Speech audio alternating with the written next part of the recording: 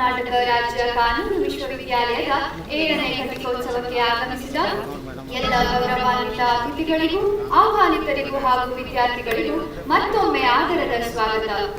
I once again accord a cordial welcome to all the dignitaries, invitees and students. ನಾಡು ಸಾಧನೆಗಳ ನೆಲೆವೀಡು, ಕರುನಾಡನ್ನ ಹಾಡಿ ಹೊಗಳುವ, ಕನ್ನಡಾಂಬೆಗೆ ಗೌರವ ಸಲ್ಲಿಸುವ ನಾಡಗೀತೆಗೆ ಎಲ್ಲರೂ ಎದ್ದು ನಿಂತು ಗೌರವ ಸೂಚಿಸಬೇಕು. ಹಾಗೆ ವಿನಂತಿ, ನಾಡಗೀತೆಯನ್ನ ಹಾಡಲು ಬರುತ್ತಿದ್ದಾರೆ ಕಾನೂನು ಶಾಲೆಯ ವಿದ್ಯಾರ್ಥಿನಿಯರು. Karnataka is a land of rich heritage. In honor of this tradition, the Nadagite will now be sung by KSLU's law school students. I request everyone to rise as a mark of reverence.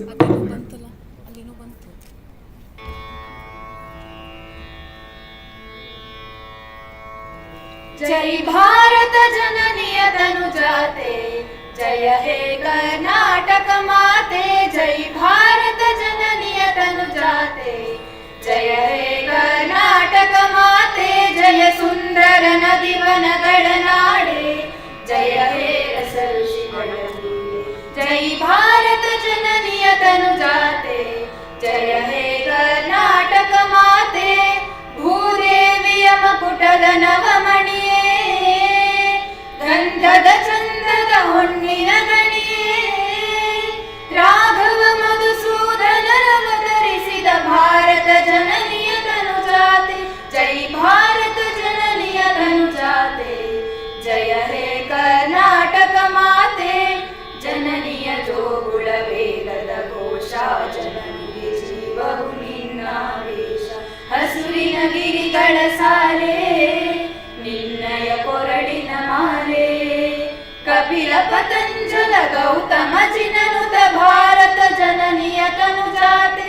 ಜೈ ಭಾರತ ಜನನಿಯ ತನುಜಾತೆ, ಜಯ ಹೇ ಕರ್ನಾಟಕ ಮಾತೆ. ಶಂಕರರ ಮನುಜ ವಿದ್ಯಾರಣ್ಯ, ಬಸವ ಮಧ್ವರಿಹ ದಿವ್ಯಾರಣ್ಯ. ರನ್ನ ಷಡಕ್ಷರಿ ಪೊನ್ನ, ಪಂಪಲ ಕುಮಿಪತಿ ಜನ್ನ. ಕುಮಾರ ವ್ಯಾಸರ ಮಂಗಳಧಾಮ, ಕವಿ ಕೋಗಿಲೆಗಳ ಪುಣ್ಯಾರಾಮ. ನಾನಕ ರಾಮಾನಂದ ಕಬೀರರ ಭಾರತ ಜನನಿಯ ತನುಜಾತೆ. ಜೈ ಭಾರತ ಜನನಿಯ ತನುಜಾತೆ, ಜಯ ಹೇ ಕರ್ನಾಟಕ ಮಾತೆ. ತೈಲಪ ಹೊಯ್ಸಳರಾಡಿದ ನಾಡೆ, ಡಂಕಣ ಚಕನರ ನೆಚ್ಚಿನ ನೀರೆ. ಕೃಷ್ಣ ಶರಾವತಿ ತುಂಗ, ಕಾವೇರಿಯವರ ರಂಗ. ಚೈತನ್ಯ ಪರಮಹಂಸ ವಿವೇಕರ ಭಾರತ ಜನನಿಯ ತನುಜಾತೆ. ಜೈ ಭಾರತ ಜನನಿಯ ತನುಜಾತೆ, ಜಯ ಹೇ ಕರ್ನಾಟಕ ಮಾತೆ. ಸರ್ವ ಜನಾಂಗದ ಶಾಂತಿಯ ತೋಟ, ರಸಿಕರ ಕಂಗಣ ಸೆಳೆಯುವ ನೋಟ. ಹಿಂದೂ ಕ್ರೈಸ್ತ ಮುಸಲ್ಮಾನ, ಪಾರಸೀಕ ಜೈನರುದ್ಯಾನ. ಜನಕನ ಹೋಲುವ ದೊರೆಗಳ ಧಾಮ, ಗಾಯಕ ವೈನಿಕರ ರಾಮ. ಕನ್ನಡ ನುಡಿ ಕುಣಿದಾಡುವ ಗೇಹ, ಕನ್ನಡ ತಾಯಿಯ ಮಕ್ಕಳ ದೇಹ. ಭಾರತ ಜನನಿಯ ತನುಜಾತೆ, ಜಯ ಹೇ ಕರ್ನಾಟಕ ಮಾತೆ. ಜೈ ಭಾರತ ಜನನಿಯ ತನುಜಾತೆ, ಜಯ ಹೇ ಕರ್ನಾಟಕ ಮಾತೆ. ಜಯ ಸುಂದರ ನದಿ ವನಗಳ ನಾಡೆ, ಜಯ ಹೇ ರಸ ಋಷಿಗಳ ನೀಡೆ. ಜೈ ಭಾರತ ಜನನಿಯ ತನುಜಾತೆ, ಜಯ ಹೇ ಕರ್ನಾಟಕ ಮಾತೆ. ಜಯ ಹೇ ಕರ್ನಾಟಕ ಮಾತೆ, ಜಯ ಹೇ ಕರ್ನಾಟಕ ಮಾತೆ.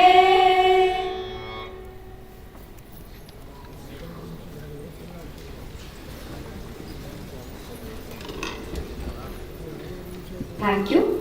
I now call upon Ankita, student of KSLU's Law School, to sing the invocation song seeking the blessings of the Almighty to inspire and guide us on this auspicious occasion.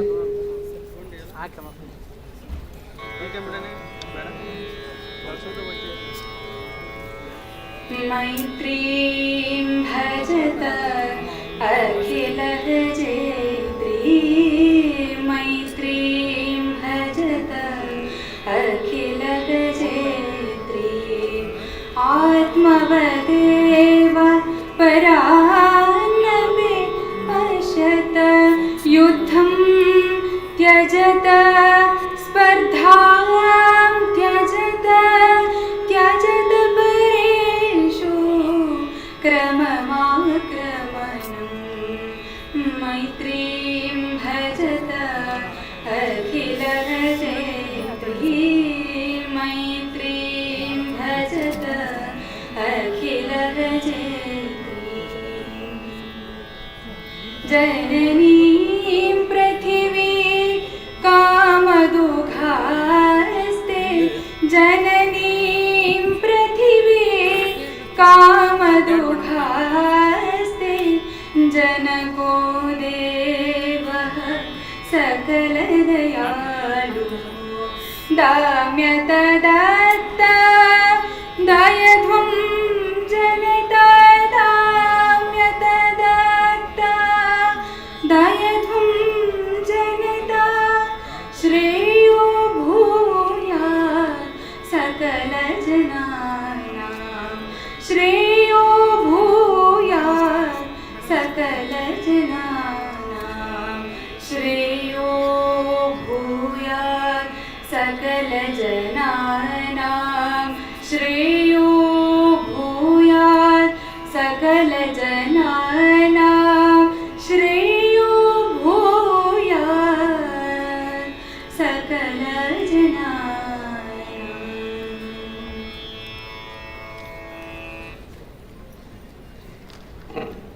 Thank you. To invoke peace and serenity at the outset of the ceremony, I now call upon the students of KSLU's Law School to chant the Shanti Mantra.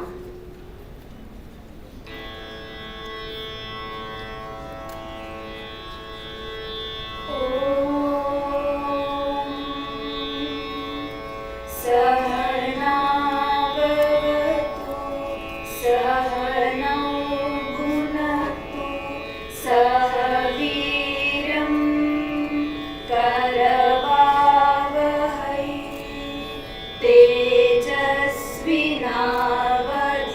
तेजस्विनावधीतमस्तु मा विद्विषावहै.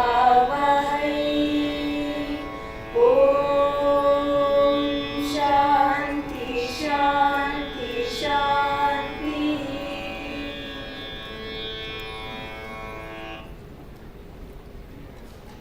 ಈಗ ಮಾನ್ಯ ಕುಲಪತಿಗಳಲ್ಲಿ ಘಟಿಕೋತ್ಸವದ ಆರಂಭ ಘೋಷಣೆಗಾಗಿ ಗಣಿತವಿದ್ದ ರಾಜ್ಯಪಾಲರು ಕರ್ನಾಟಕ ರಾಜ್ಯ ಹಾಗೂ ವಿಶ್ವವಿದ್ಯಾಲಯದ ಕುಲಾಧಿಪತಿಗಳು ಇವರಲ್ಲಿ ವಿನಂತಿಸಿಕೊಳ್ಳಲು ಕೇಳಿಕೊಳ್ಳುತ್ತೇನೆ.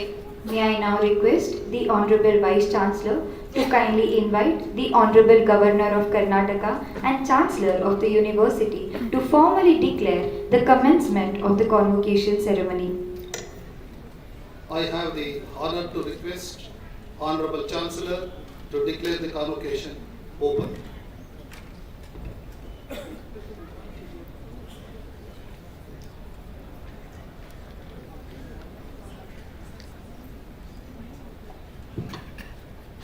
The convocation of Karnataka State Law University has been called to confer degree of candidates who in the examination held for the purpose have been certified to be worthy of the same, and also the confer honorary degree of Doctor of Law honoris causa to Honorable Mr. Justice S. Abdul Nazir, Governor of Andhra Pradesh and former Judge Supreme Court of India, New Delhi, and Shri Sudesh Pai, Senior Advocate, Bengaluru. I declare the convocation open. ಮಾನ್ಯ ಕುಲಪತಿಗಳು ಕರ್ನಾಟಕ ರಾಜ್ಯ ಕಾನೂನು ವಿಶ್ವವಿದ್ಯಾಲಯ ಇವರಲ್ಲಿ ಸರ್ವರನ್ನು ಸ್ವಾಗತಿಸಿ ವಿಶ್ವವಿದ್ಯಾಲಯದ ಧ್ಯೇಯೋದ್ದೇಶಗಳು ಹಾಗೂ ಸಾಧನೆಗಳನ್ನು ಪ್ರಸ್ತುತಪಡಿಸಬೇಕೆಂದು ವಿನಂತಿಸಿಕೊಳ್ಳುತ್ತೇನೆ. Good morning to all the distinguished guests. Shri Dr. Tawarchand Gehlot ji, Honorable Governor of Karnataka and the Chancellor of Karnataka State Law University, Hubballi. Shri Dr. H.K. Patil ji, Honorable Minister for Law, Justice, Human Rights, Parliamentary Affairs and Legislation and Tourism, Government of Karnataka, and also the Pro-chancellor of the university. the chief guest of the 7th Convocation ceremony, Honorable Dr. Justice Shivraj V. Patilji, former Judge of Supreme Court of India and Chairman, Karnataka State Border and River Protection Commission. Honorable Justice Shri S. Abdul Nazir Ji, Governor of Andhra Pradesh, Shri V. Sudesh Pai Ji, Senior Advocate, Bangalore, Registrar Administration, Registrar Evaluation, Honorable Judges of High Court of Karnataka, former Vice Chancellors, members of the bench and bar, members of Syndicate and Academic Council, distinguished invitees, guests, parents, members of media, dignitaries, my dear graduating students, ladies and gentlemen, on behalf of the Karnataka State Law University, I deem it a privilege and honor to extend a hearty welcome to one and all to 7th Convocation of the Karnataka State Law University.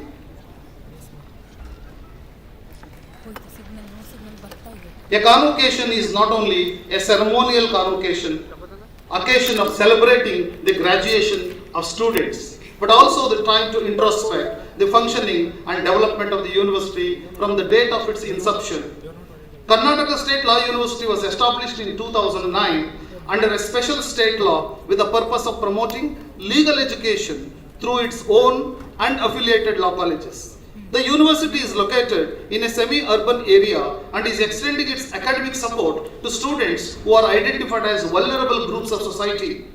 Thus, with a vision to transform Karnataka State into a legally conscious society, KSLU has been providing quality legal education that is professionally competent and socially relevant so as to realize the constitutional primordial goal of social, economic, political justice to secure human rights to every common man and inculcate everyone a spirit of high moral and human values.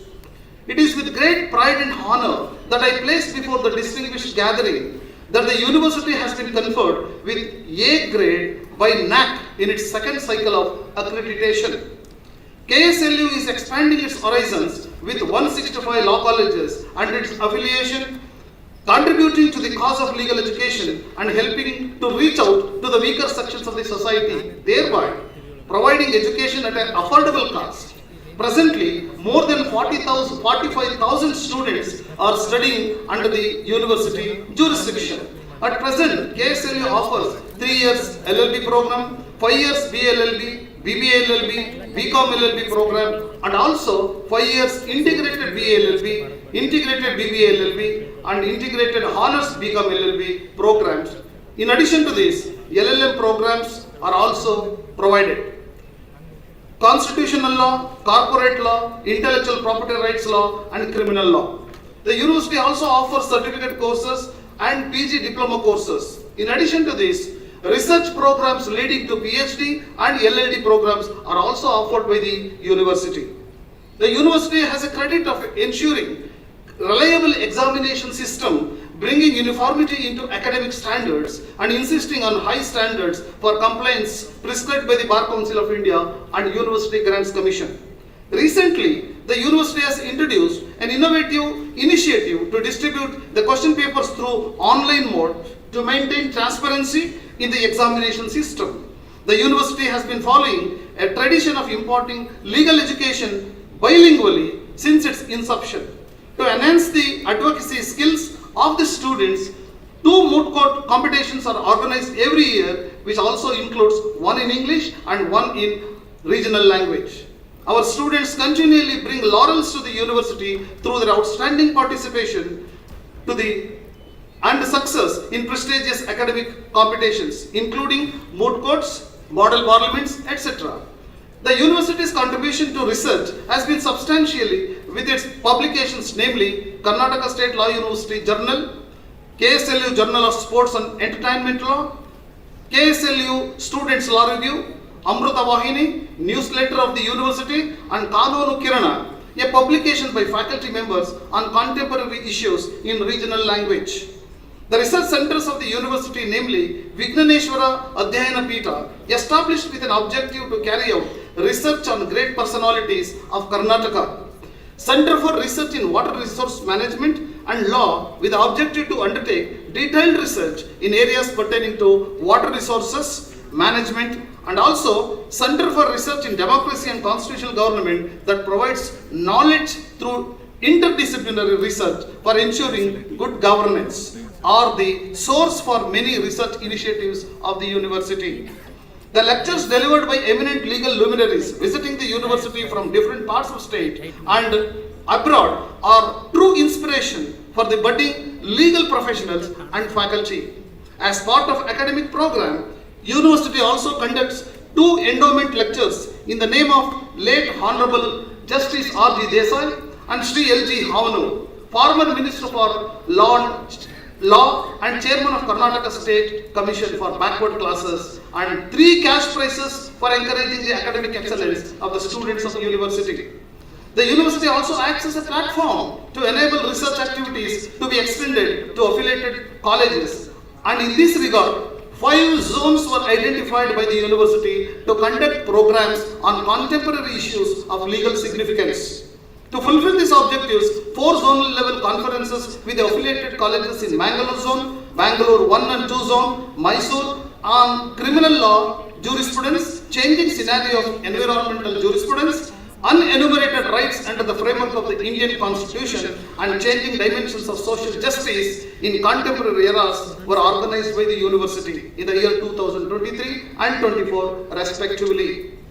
The university has also been associated with the national and international institutions by entering into MOU to take up faculty and student exchange programs and extensive research activities. With a view to spread legal awareness and provide free legal assistance to the socially and economically backward sections of the society, the university has its own legal service clinic through which free legal aid is rendered to the needy.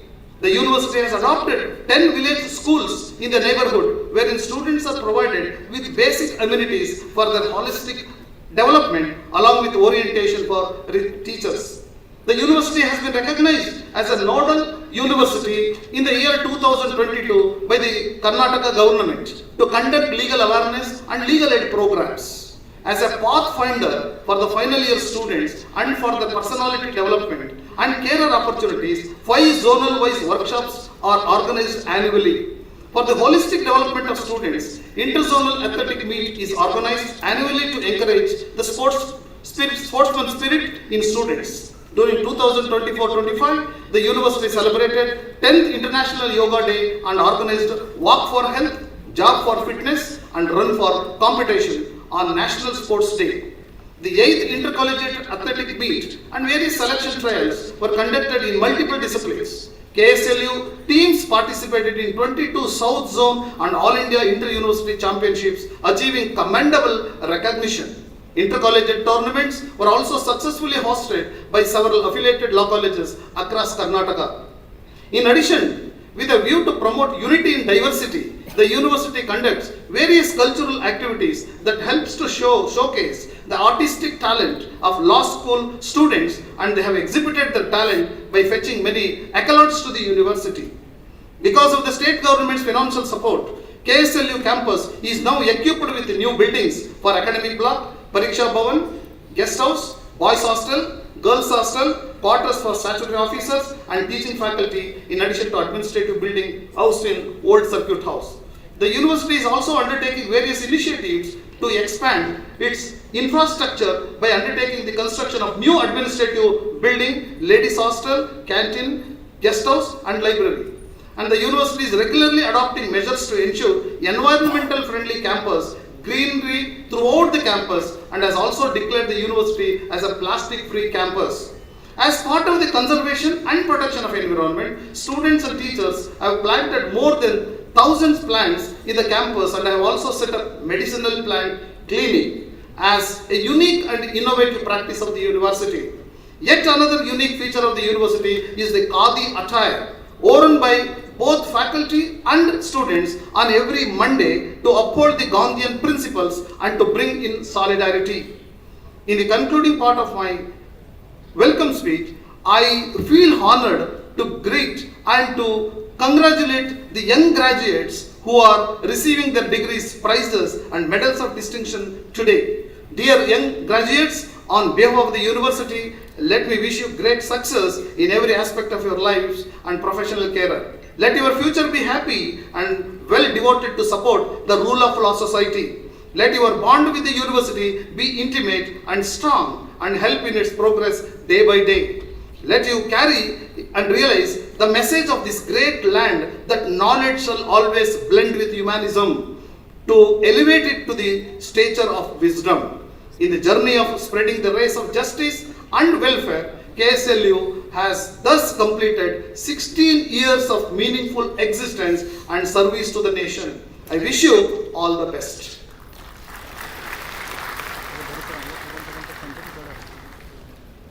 Thank you.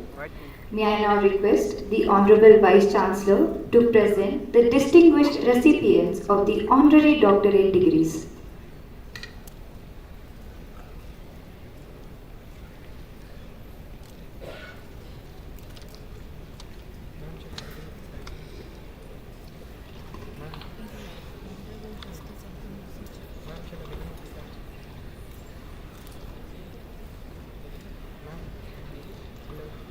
I request the Chancellor to permit me for the presentation of candidates for the Honorary Doctorate degree.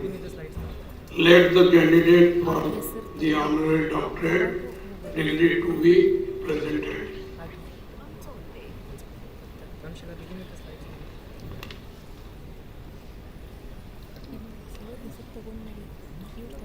Honorable Mr. Justice S. Abdul Nazir, Governor of Andhra Pradesh and former Judge, Supreme Court of India, New Delhi, for award of honorary degree of Doctor of Laws, may please rise.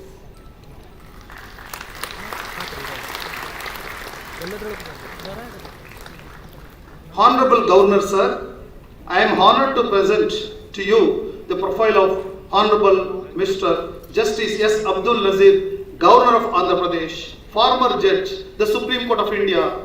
Sir is a distinguished legal scholar, statesman. In his illustrious career as an advocate and judge, Sir has made significant contributions in the realm of law. In his tenure of 5 years and 10 months in the Apex Court, Sir has authored a significant number of judgments, including the judgments on politically sensitive cases. Justice S. Abdul Nazir, Sir was born at Beluvai in Dakshina Kannada district of Karnataka on January 5, 1958. Sir obtained his LLB degree from SDM Law College, Mangalore, and enrolled as an advocate in 1983. Sir practiced in Karnataka High Court for 20 years, after which Sir was appointed as an additional judge in 2003 and a permanent judge in 2004. And Sir was elevated to the Supreme Court in 2017.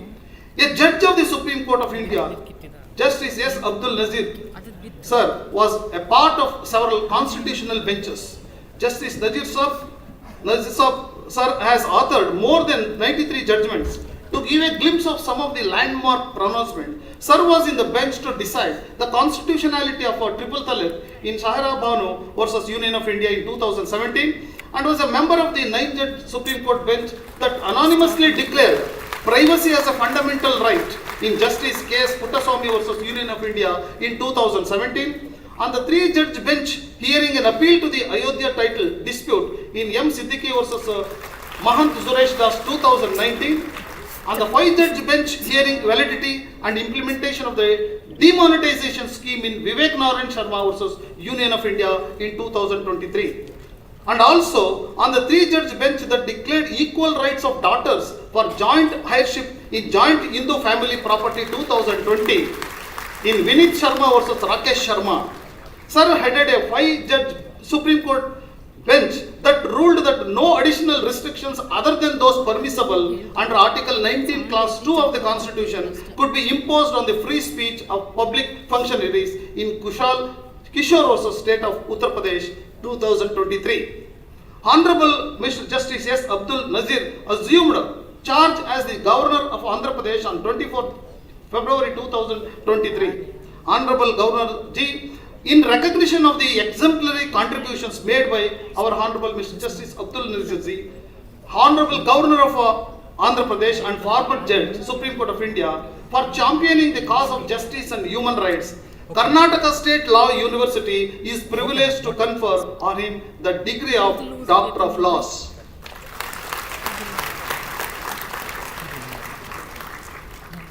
ಹಾಕೈತ್ರಿ madam live ಹೋಗಿ ಹೇಳಿದ್ರೆ ತಿಳ್ಕೊಂಡು ಜಗ್ಗತ್ತ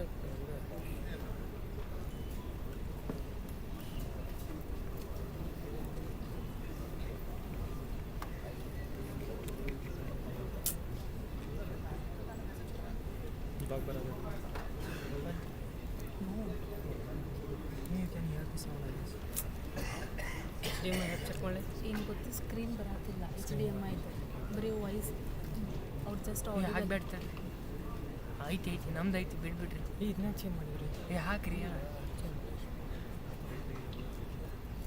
Shri V. Sudesh Pai, Senior Advocate, Bangalore, for award of honorary degree of Doctor of Laws, may please rise. ಕೇಳಿಬಿಡಿ ಸುರೇಶ್ ಹಾಕಿ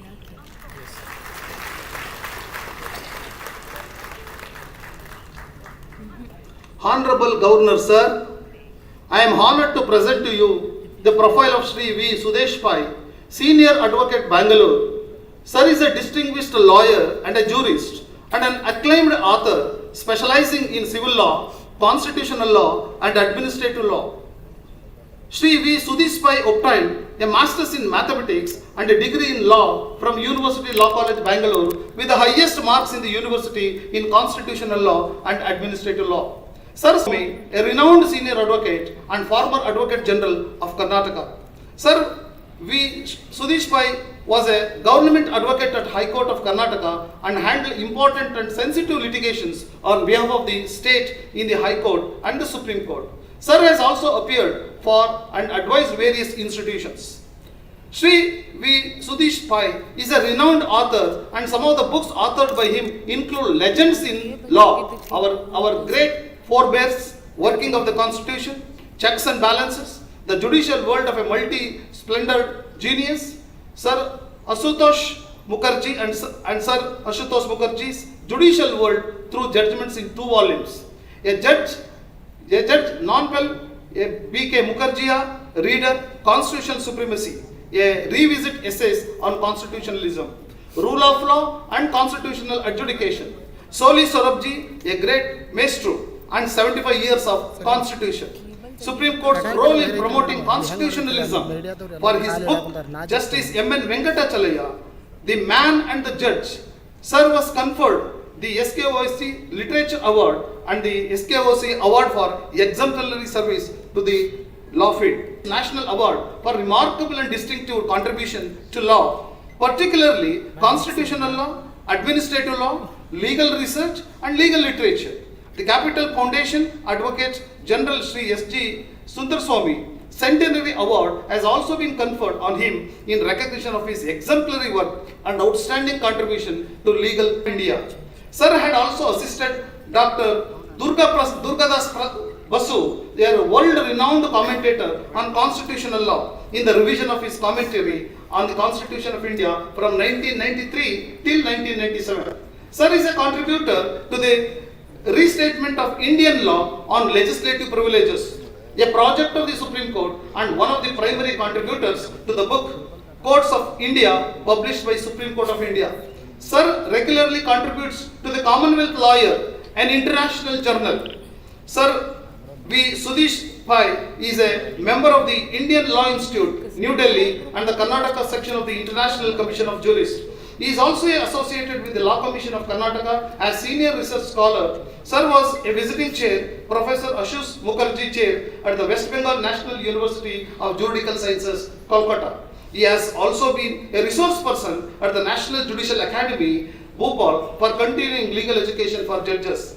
Honorable Governor Sir, in recognition of the exemplary contributions made by Shri V. Sudesh Pai, Senior Advocate, Bangalore, for the betterment of the society through his initiative as an author, jurist, lawyer, Karnataka State Law University is privileged to confer on him the honorary degree of Doctor of Laws.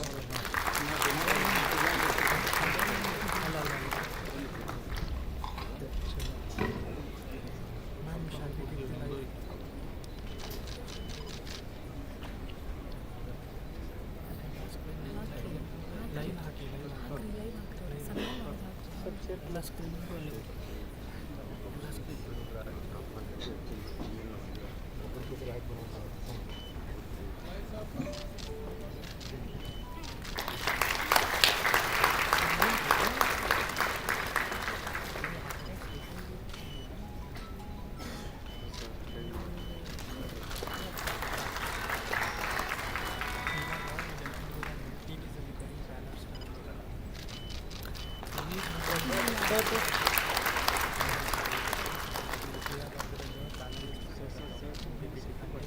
Live ಹೋಗತ್ತಿಲ್ಲ T V ಒಳಗಡೆ ಇರಲಿ sir, ಅದು ಅಲ್ಲೇ ಇರಲಿ. Minimise ಮಾಡ್ರಿ, ಅದು close ಮಾಡ್ರಿ.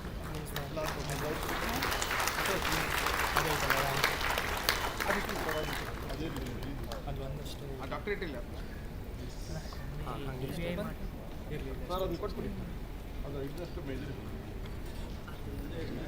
ಅದೊಂದು ಹೇಳಿ ಸರ್. ಆಯ್ತು ಅಷ್ಟೇ ರೀ. ಈಗ ಮತ್ತೆ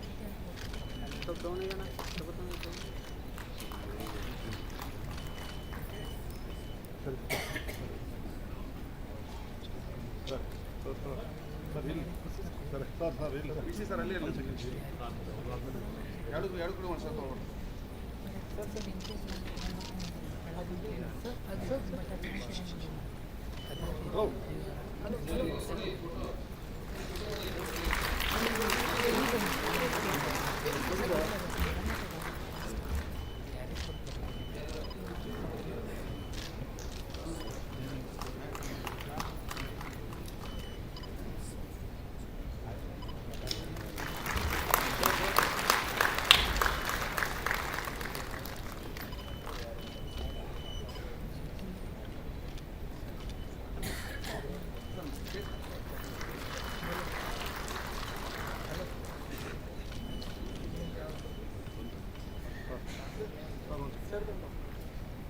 ಸರ್ ಡಾಕ್ಟರ್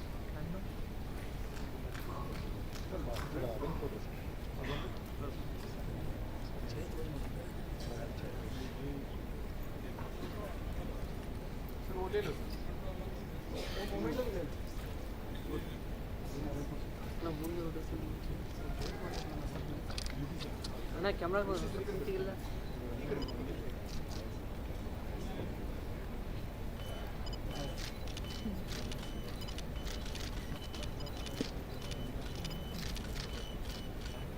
ಕ್ಯಾಮ್ರಾ ಒಂದು ಸ್ವಲ್ಪ ಇಲ್ಲ ಸ್ವಲ್ಪ ಸರಿ ಅಣ್ಣ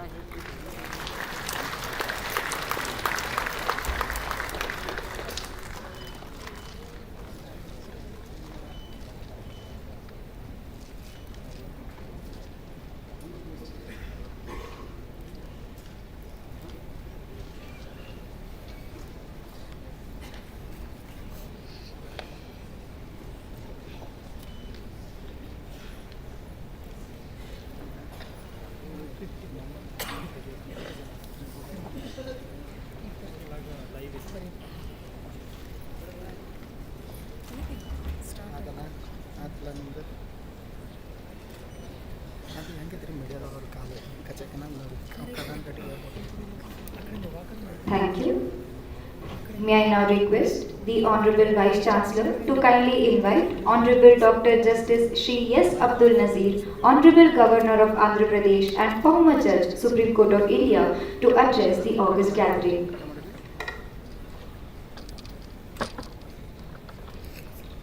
I request the Honorary Doctorate Awardee, Honorable Mr. Justice S. Abdul Nazir, Governor of Andhra Pradesh and former Judge, Supreme Court of India, New Delhi, to deliver the speech.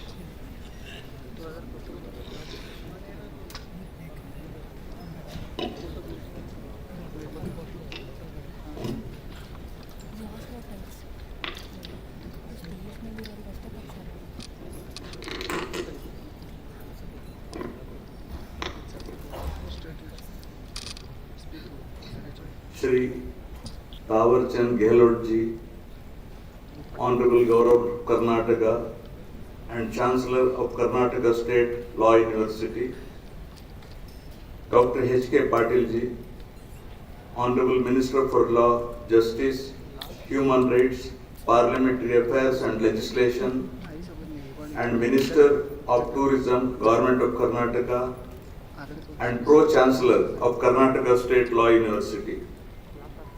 Dr. Justice Shiraj Patil Ji, Honorable former Judge Supreme Court of India and Chairman Karnataka State Border and River Protection Commission. Shri V. Sudesh Pai, Senior Advocate, High Court of Karnataka. Professor Dr. Sri Basavaraju, Vice Chancellor, Karnataka State Law University. Deans, Registrars, members of the faculty and staff of Karnataka State Law University, my dear students, distinguished guests, ladies and gentlemen, members of the media, I extend my warm greetings to you all. I deem it an honor and privilege to receive the honorary degree of Doctor of Laws presented to me during the 7th annual convocation of Karnataka State Law University here today. I extend my heartfelt thanks and gratitude to the university for the honor conferred on me. I take this opportunity to congratulate my friend Shri Sudesh Pai, Senior Advocate, High Court of Karnataka, who has also been conferred the honorary degree of Doctor of Laws by the university in this convocation. Shri Sudesh Pai needs no introduction. He is a senior advocate. Both of us started together our legal practice in the year 1983, to be frank. And he is from Senior Advocate S.G. Sundar Swami's office, and I was from Senior Advocate V. Krishnamurthy's office. And I think we had tussles every day perhaps. Shri Sudesh Pai, Senior Advocate, High Court of Karnataka, is a distinguished jurist and an acclaimed author specializing in constitutional law and administrative law. He served at the bar for over 40 years. Shri Sudesh Pai is a renowned author whose writings have been quoted at the Supreme Court and the High Courts. Due to his academic profoundness, he is often referred to as a legal philosopher. I congratulate all the graduates who have received their degrees in the 7th convocation of the university and for choosing the noble profession of legal practice as their career. To be successful in the legal profession, you should be prepared for playing a long innings. Please understand, the students are here. To be successful in legal profession, you should be prepared for playing a long innings. The legal profession is neither like a one-day international nor a 20-20 match which you have been watching nowadays. But it is more like a test match. But it has no two innings like a test match. It is only one innings like Sunil Gavaskar's innings, right? You should work hard and aim to win the match. If you lose, consider it as a stepping stone to success in the future. Law is not only a profession, it is also a very interesting and competitive field that requires the mastery of legal knowledge and interpersonal skills. It is both a hard work and a smart work. I don't know, Honorable Justice Shiraj Patil agrees with me or not. Okay. Especially, I thought His Lordship may have objection for the expression I used, smart work. According to a study, the market for legal professionals around the world will be increasing at a CAGR of 5% until 2026, which emphasizes the increasing opportunities available for them. An empirical study done in 2023 reveals 85% of successful lawyers owe their success to people skills like communication and negotiation. In India, the demand for professional legal talent is growing about 20% every year. However, it is pertinent to be aware of the essential skills needed to be a successful lawyer. Now the young lawyers have to listen to me carefully. While better communication skill is the key factor, oral presentation in court, case stating and bargaining all speak of good qualities of a lawyer. The quality of work he or she delivers depends on the fluency he or she has in expressing a thought. Right? Drafting of legal document requires high level of accuracy, and it is crucial as half of the success of the case depends on it. An ill-drafted legal document may result in unpredictable results.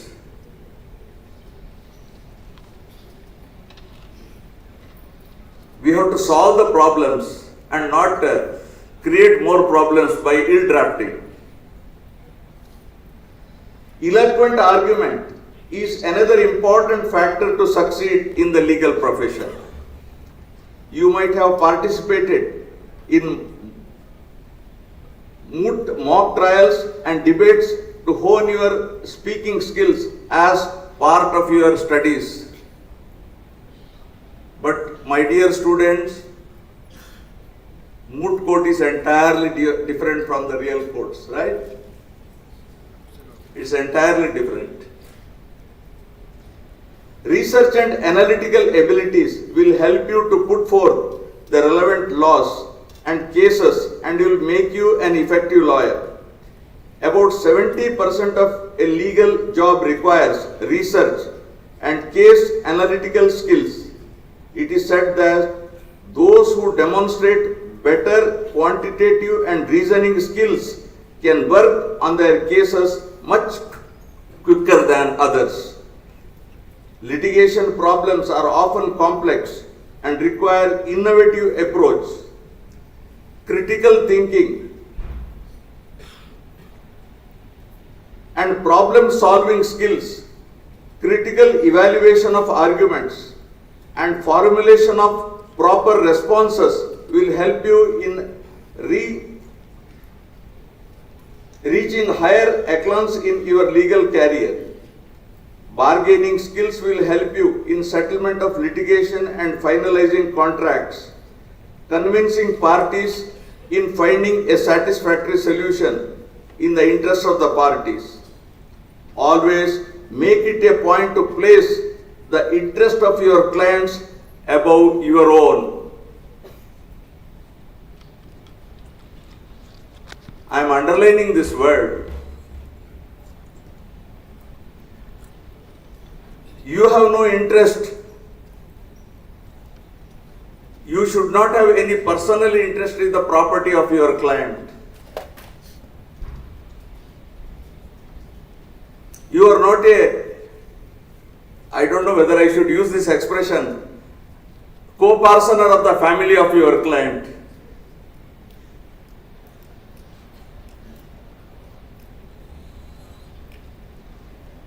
Effective time management and organizational skills in dealing with cases and clients is another key factor which plays a major role in building a successful career as an advocate. Potter's reward an American lawyer and a judge of United States Supreme Court once said, and I quote, please listen to me carefully. Ethics is knowing the difference between what you have a right to do and what is right to do. Ethics is knowing the difference between what have a right to do, what you have a right to do, and what is right to do. Lawyers play an important and pivotal role in the society, and they are responsible for administration of justice as they assist the judge to arrive at the correct and fair judgment. An advocate is an officer of the court and has an obligation to serve the court in the administration of justice. They are required to maintain respectful attitude towards court by keeping up the dignity of the judicial office. The foremost function of the advocate is to fulfill the desire of their client by providing them with the justice they deserve. Ethics is an integral part of legal profession. Ethics are the principles and values together with rules of conduct and the laws that regulate the legal profession. They act as an important guide to advocates to ensure right and proper conduct in their daily practice of the law. Ethical conduct ensures that justice is not only done but also seen to be done. Conflict of interest, one more important aspect. Conflict of interest is another key aspect. The aspiring legal professional should always bear in mind. The first obligation of an advocate is to avoid any conflict between their duty towards their client and their own interest. A lawyer's primary duty is to the client, and where they find a conflict in interest, they should refrain from doing anything which would harm the interest of their client. A conflict of interest can result in civil liability for professional malpractice as well as disciplinary action, followed by serious consequences. It is crucial for an advocate to avoid a situation leading to any conflict of interest because it interferes with his or her independence, judgment, and also calls into doubt such advocates' integrity and professional conduct. Friends, we have a role model before us today. And I was inspired a lot. He is none other than Honorable Justice Shivraj B. Patil.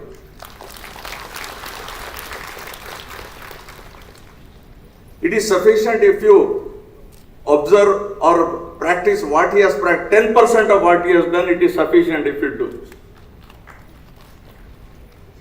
Before concluding, I would like to quote the following inspirational Sanskrit shloka. Padam hi sarvatra gunainirdhi tiyate, meaning good qualities put their footprints everywhere. Qualities like honesty, sincerity, and a good behavior are produced by the mind and cannot be bought with money, nor can they be produced with machines. This is the essence of humankind, inner light and God's blessings.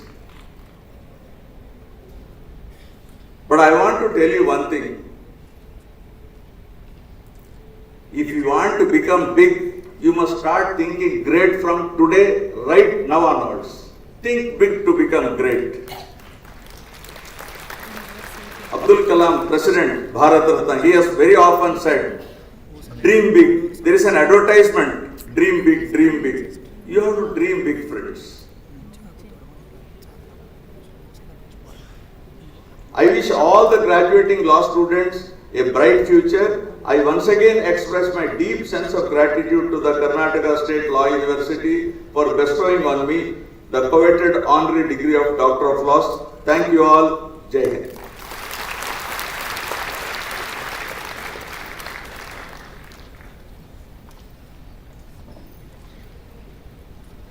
ಇದೀಗ ಮಾನ್ಯ ಕುಲಪತಿಗಳಲ್ಲಿ ಗೌರವ doctorate ಪುರಸ್ಕೃತರಾದ doctor Shri Sudesh Pai, ಹಿರಿಯ ನ್ಯಾಯವಾದಿಗಳು, ಉಚ್ಚ ನ್ಯಾಯಾಲಯ ಕರ್ನಾಟಕ ಇವರಲ್ಲಿ ನಮ್ಮನ್ನು ಉದ್ದೇಶಿಸಿ ಮಾತನಾಡಲು ಕೇಳಿಕೊಳ್ಳಬೇಕೆಂದು ವಿನಂತಿಸಿಕೊಳ್ಳುತ್ತೇನೆ.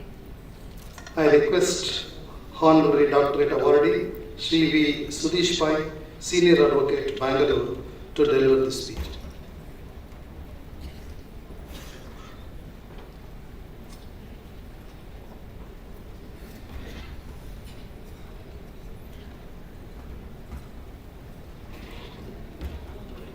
Respected dignitaries on the dais, distinguished invitees, and friends.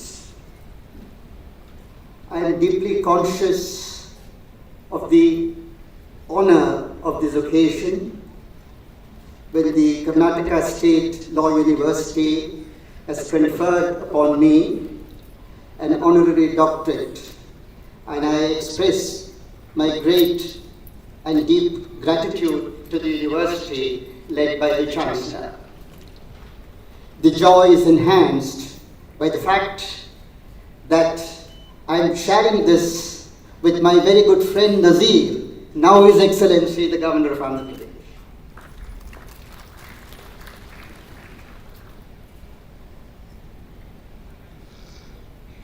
I find before me a large number of students who have graduated or graduating today and about to enter the arena of life.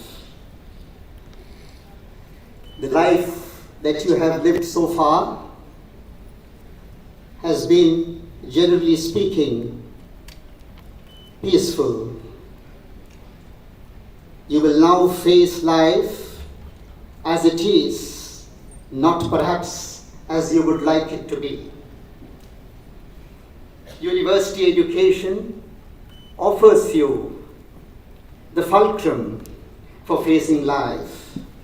It was said long ago that the best benefit that a university education can give is that it helps you to keep with you the company of great thoughts, the inspiration of great ideals, the example of great achievements, the consolation of great failures, so that whatever may come up in your life, you would be able to face it with equipoise.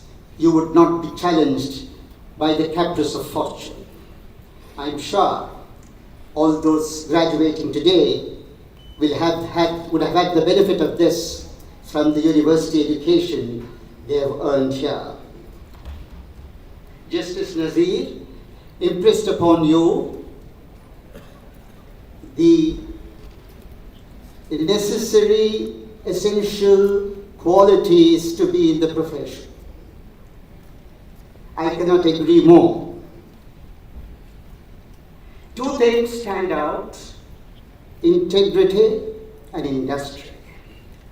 Without this, perhaps you may be able to achieve something, but believe me, it is worthless. It is useless tinsel, to use the words of Rajagopalachari. Without integrity and industry, whatever is achieved is just worthless. With that, you are reaching the summit. It's a hard way. Law is, as they say, a jealous mistress. And the frontiers of law are ever expanding. All of us are students of law. Please remember that Sir Jamshedji Kanga, who was the venerable senior of people like Sirvai and Alkiwala, at 90 plus, standing 6 feet 4 inches tall with his Parsi pugri, said, I am learning the law, with his hands raised. I am still learning the law. So that is the attitude which all of us I'm sure would have. No one can claim to be all-knowing. And I would only impress upon you that please go to the original text. My friend Justice Nazir referred to his senior, the Venerable Sri Krishnamurti. And I remember Mr. Krishnamurti telling the court, he was referring to Penny's Law of Crimes. He said, my lords, we have read this from cover to cover, not picked up a passage just to be presented for the case. So that is what is necessary. I will only take 2 minutes of your time to cite to you live instances of integrity and industry. It happened in the Supreme Court way back around 1965 before a bench presided over by Justice Virendra Gadkar and comprising Justice Subbarao and Justice Bachawat. All three of them really learned judges, not learned for the courtesy, but learned in every sense of the term. And arguing for them was the Venerable Vishwanath Shastri, a name which would give you thrills if only you know who he was. As Mr. Vishwanath Shastri was arguing, Justice Bachawat said, Mr. Shastri, the proposition which you are now arguing for us, is it not covered by a judgment of the Privy Council reported in so and so, so and so? He gave the reference. Vishwanath Shastri paused for a moment and said, yes, my lords, that is so. But kindly remember, that is the only Privy Council judgment that has been adversely commented upon in Halsbury's Laws of England, volume so and so, page so and so, parasol. This was the offhand reference both by the bench and the bar. Justice Virendra Gadkar said, stop, let us get the books and verify. The books were brought from the library, and exactly as Justice Bachawat said, there was the judgment of the Privy Council. And true to his word, as Vishwanath Shastri said, there was the adverse comment on it by in Halsbury's laws. Talking of integrity, again it happened in the Supreme Court before a bench presided over by Justice Subbarao in the mid-60s. Counsel was Shri Sudesh, then a young lawyer in his mid-30s. Sudesh was winning the case, the bench was with him. It spilled over to the following day. But he was aware that there was a decision of the Supreme Court directly against him. He expected the opposite side to cite it. They had not. He had a sleepless night because duty to the client is paramount. But as lawyers, we are officers of the court, and even more paramount is the duty to the court. So Solis Rabji was confronted whether he should cite, bring it to the notice and lose the case, or keep quiet and win the case, but then lose his conscience. Next day also the opposite side did not cite it. And Surabji said, my lords, I have a case which I must bring to your lordship's notice, which is against me. I shall try to distinguish it. Because however much he did, as he said, his goose was cooked. He lost the case, but he won the goodwill of the court. And when Soli stood up and made a statement, the court even then took it for his word. So please remember that winning is important, but more important is the reputation that you build. Life is more than success, and success is more than money. As Desari told us, sometimes money only shows how small a man is. So we should not run after that, money should run after us. I would only beseech all of you, young graduating students, to come up to join the bar. It's a noble profession, it's a great calling, and to come up the hard way is a noble way. I am sure that you will have in future years of promise and fulfillment. God be with you. Thank you all for your patient hearing, and my gratitude to the university once again.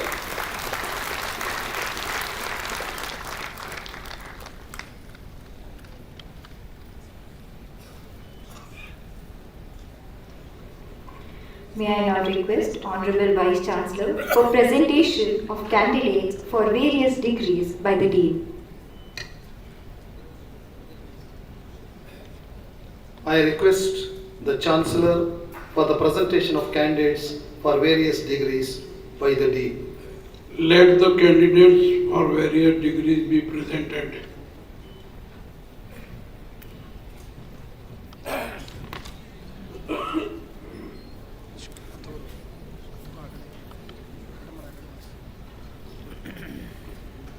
My greetings to all on behalf of Karnataka State Law University. I request the candidates for the degrees of Doctor of Philosophy, Master of Laws, Bachelor of Laws 3 years, Bachelor of Laws 5 years, and certificate courses to kindly stand up.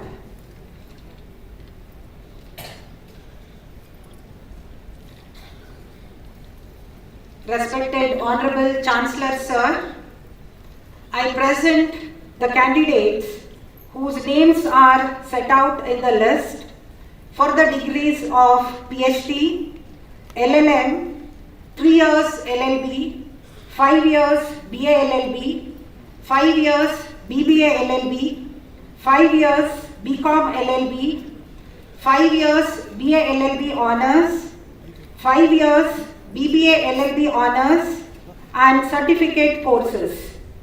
They have been examined and found qualified for the respective degrees to which I pray they may be admitted.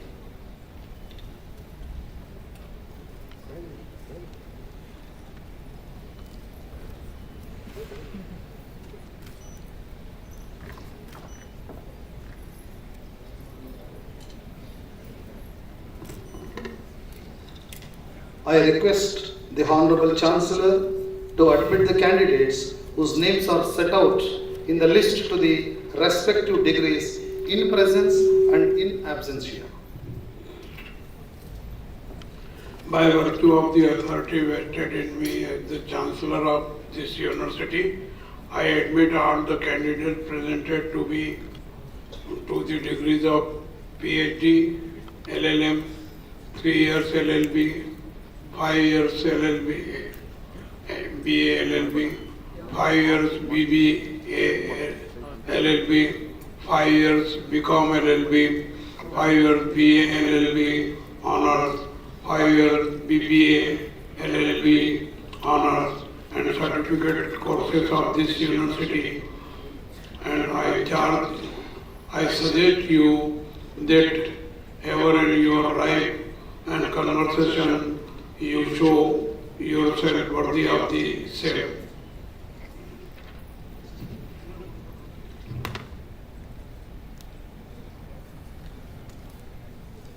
ಎಲ್ಲರೂ ತಮ್ಮ ಆಸನಗಳಲ್ಲಿ ಆಸೀನರಾಗಬೇಕು. ಇದೀಗ ಮಾನ್ಯ ಕುಲಪತಿಗಳಲ್ಲಿ ತೈತರಿಯೋಪನಿಷತ್ನ ಅನುಶಾಸನವನ್ನ ಪದವಿ ಪಡೆದ ಅಭ್ಯರ್ಥಿಗಳಿಗೆ ಬೋಧಿಸಬೇಕೆಂದು ವಿನಂತಿಸಿಕೊಳ್ಳುತ್ತೇನೆ.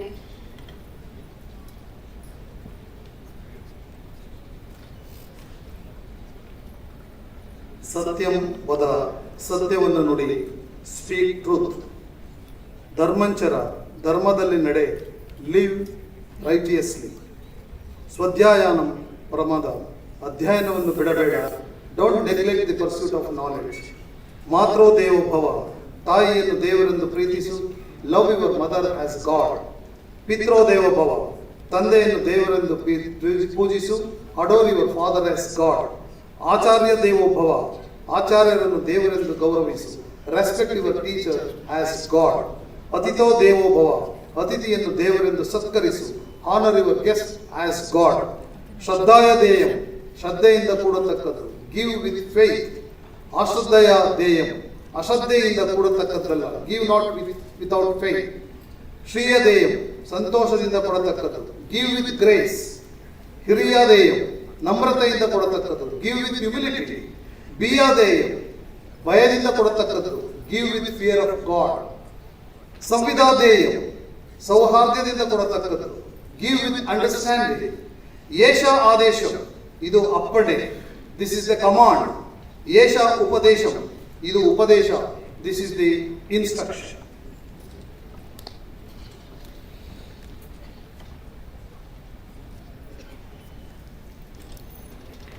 May I now request the Registrar Evaluation to kindly read out the names of the doctorate recipients, gold medalists, rank holders and scholarship awardees. I request the students to kindly come forward from the left side and exit from the right side as and when called.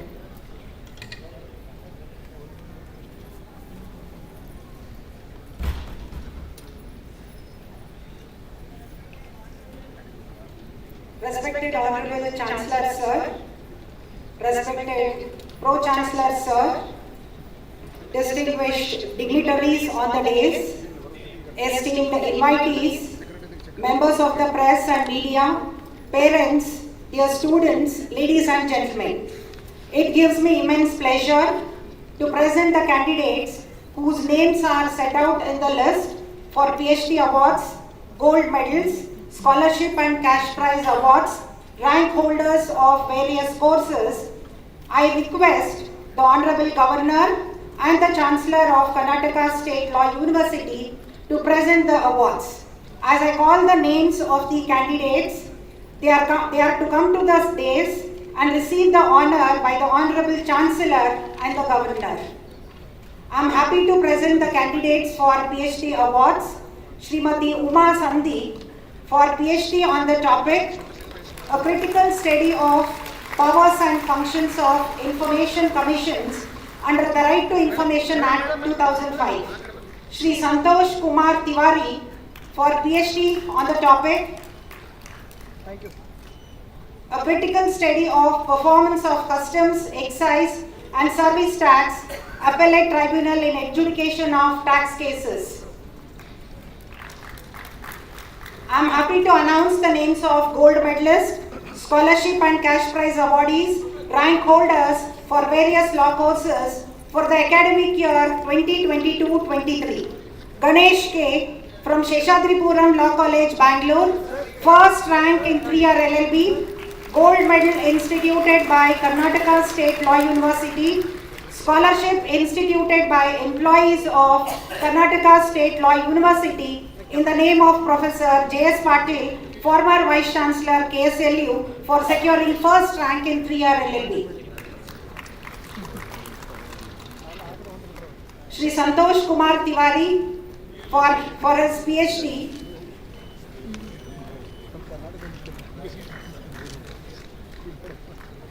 Manya Anand for securing highest percentage by lady student, cash prize instituted by employees of Karnataka State Law University in the name of Professor T.R. Subramanya, former Vice Chancellor KSLU, for securing highest marks in public international law. Ankit Anand, Kelly Law College, Bangalore, first rank in 5-year BBA LLB, gold medal instituted by Karnataka State Law University.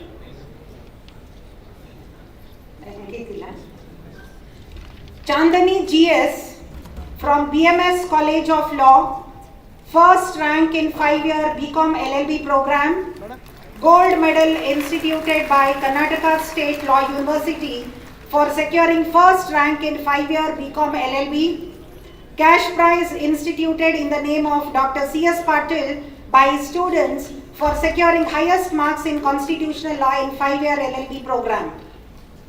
Rachana J.M. from KSLU's Law School, first rank in 5-year BLLB honors, gold medal instituted by Karnataka State Law University for securing first rank in 5-year BLLB honors.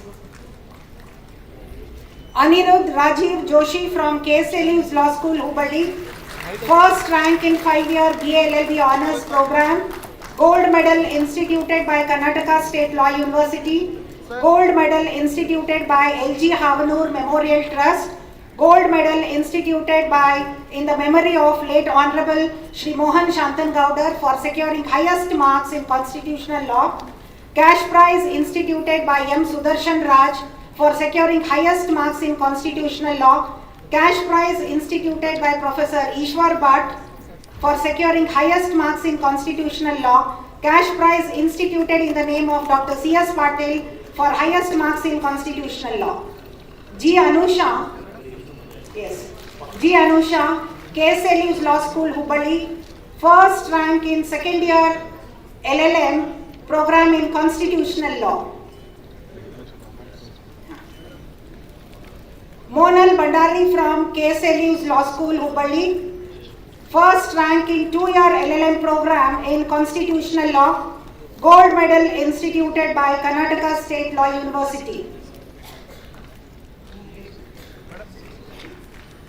Sindhu B from SDM Law College, Mangalore, first rank in 2-year LLM program, Business and Trade Law, gold medal instituted by Karnataka State Law University. Ryan Pinto, SDM Law College, Mangalore,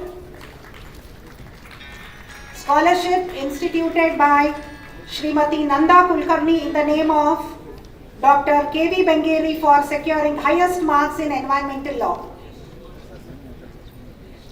Divyashri M from Bangalore Law College, Bangalore, scholarship instituted by Srimati Nanda Kulkarni in the name of Dr. K.V. Bengeri for securing highest marks in environmental law. Dhruvi Sharma from KSLU Law School, Hubballi, scholarship instituted by Shri J.C. Madhuswamy, former Law Minister. Rudresh N, Saraswati College of Law, Chitradurga, cash prize instituted by Shri S.M. Panchagatti. Tejaswini Gurunath, RL Law College, Belgaum, cash prize instituted by Shri S.M. Panchagatti. Sneha from Christ Academy Institute of Law, Bangalore,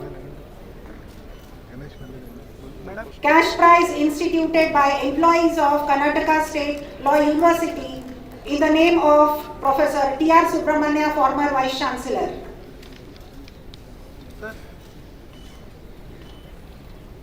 Pradeep Devraj Patil from KSLU's Law School, cash prize instituted in the name of Dr. C.S. Patil for securing highest marks in administrative law. Abhishek from Vidyavardhak Law College, 5th rank in 3-year LLB program in Kannada medium. Ramya Hegde from KSLU's Law School, 2nd rank in 5-year BLLB honors program. I am happy to announce the ranks from 1st to 3rd. 3-year LLB program, English medium. 2nd rank, Swati from Bangalore College of Law. 3-year LLB, Kannada medium. 1st rank, Karibasama from Vishweshwara Law College, Bangalore. 2nd rank, Triveni from CBR National Law College, Shumoga. 3rd rank, Kavita from Sharda School of Law, Chikamagalur. 5-year BLLB English medium. 2nd rank, Bhuvaneshwari from BMS College of Law, Bangalore. 3rd rank, Purnima from Vivekananda Law College, Puttur. 5-year BLLB Kannada medium. 1st rank, Jayalakshmi from Government Law College, Hassan. 2nd rank, Anju from Government Law College, Holenasipur. 3rd rank, Pooja from Government Law College, Kolar. 5-year BBLLB English medium. 2nd rank, Binta Jimmy from St. Joseph College of Law, Bangalore. 3rd rank, Shravya D'Souza from St. Joseph College of Law, Bangalore. 5-year BCom LLB English medium. 2nd rank, Hannah Dominic, Christu Jayanti College of Law, Bangalore. 3rd rank, Avantika, St. Joseph College of Law, Bangalore. 5-year BCom LLB Kannada medium. 1st rank, Nivedita Gowda from MS Ramaya College of Law, Bangalore. 5-year BLLB honors English medium. 3rd rank, Naveen Talwar from KSLU's Law School, Hubballi. 5-year BBLLB honors English medium. 3rd rank, Kaushik Karagoudar from KSLU's Law School, Hubballi. 2-year LLM Constitutional Law, 2nd rank. Samprita Masuti, KSLU's Law School, Hubballi. Third rank, Neha from KSLU's Law School, Hubballi. 2-year LLM, Business and Trade Law. Second rank, Gokul from MS Ramaya College of Law, Bangalore. Third rank, Raksha Mahipati from MS Ramaya College of Law, Bangalore. 2-year LLM, Constitutional Law. Second rank, Payal Das from KLE College of Law, Bangalore. Third rank, Shweta Hegde from KSLU's Law School, Hubballi. 2-year LLM, Business and Trade Law. Second rank, Momin Begum from STM Law College, Bangalore. Third rank, Priya from STM Law College, Bangalore. I am happy to announce the names of the awardees for the academic year 2023-24. Ishwar from SBRR Mahajan Law College, Mysore, first rank in 3-year LLB program. Gold medal from Karnataka State Law University for securing first rank in 3-year LLB. Afsi Jose from Christ Academy Institute of Law, Bangalore, first rank in 5-year BLLB program. Gold medal instituted by Karnataka State Law University. Gold medal instituted by Zindal Foundation, Bangalore.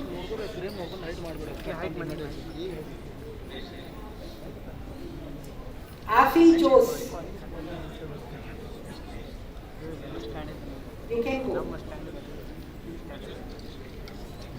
Lisa Jain from St. Joseph College of Law, Bangalore, first rank in 5-year BBA LLB program.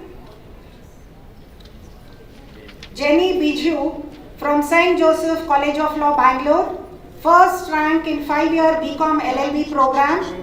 Gold medal instituted by Karnataka State Law University.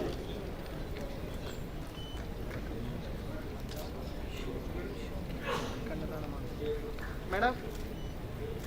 Vaisha Kulkarni from KSLU's Law School, Hubballi, first rank in 5-year BLLB Honours program.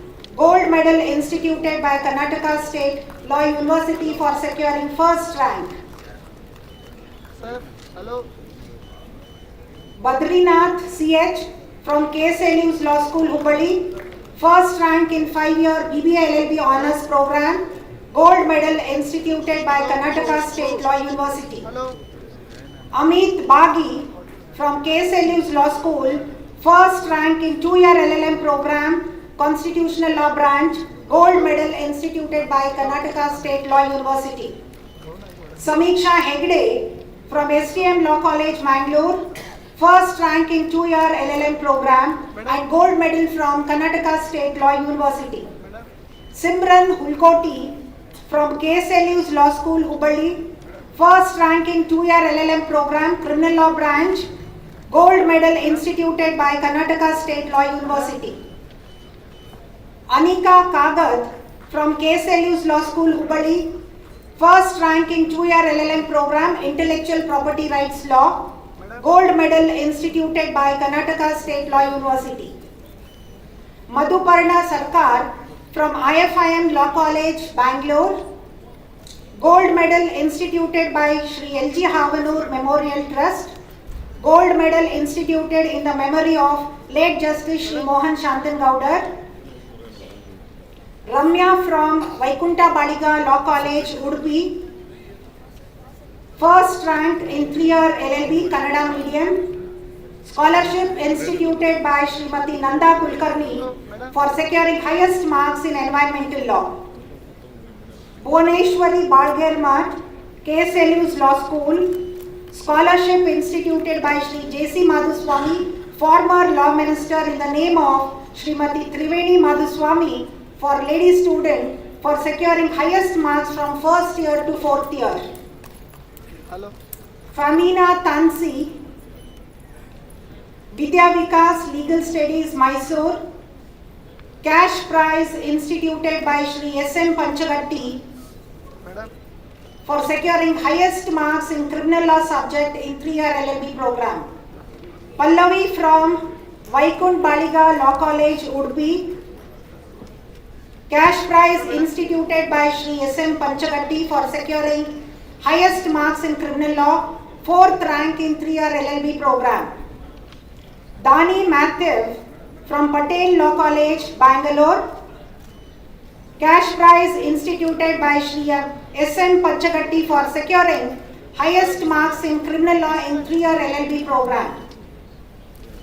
Kedar Godse from RL Law College, Belgavi, cash prize instituted by Shri S.M. Pachagatti for securing highest marks in criminal law.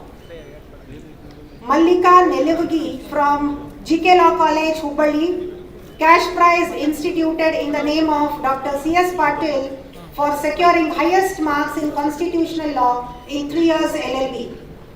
Dhruvi Sharma from KSLU's Law School, cash prize instituted by Srimati Sharda Nirvani for securing 2nd rank in 5-year BLLB honors, 2nd rank in 5-year BLLB honors.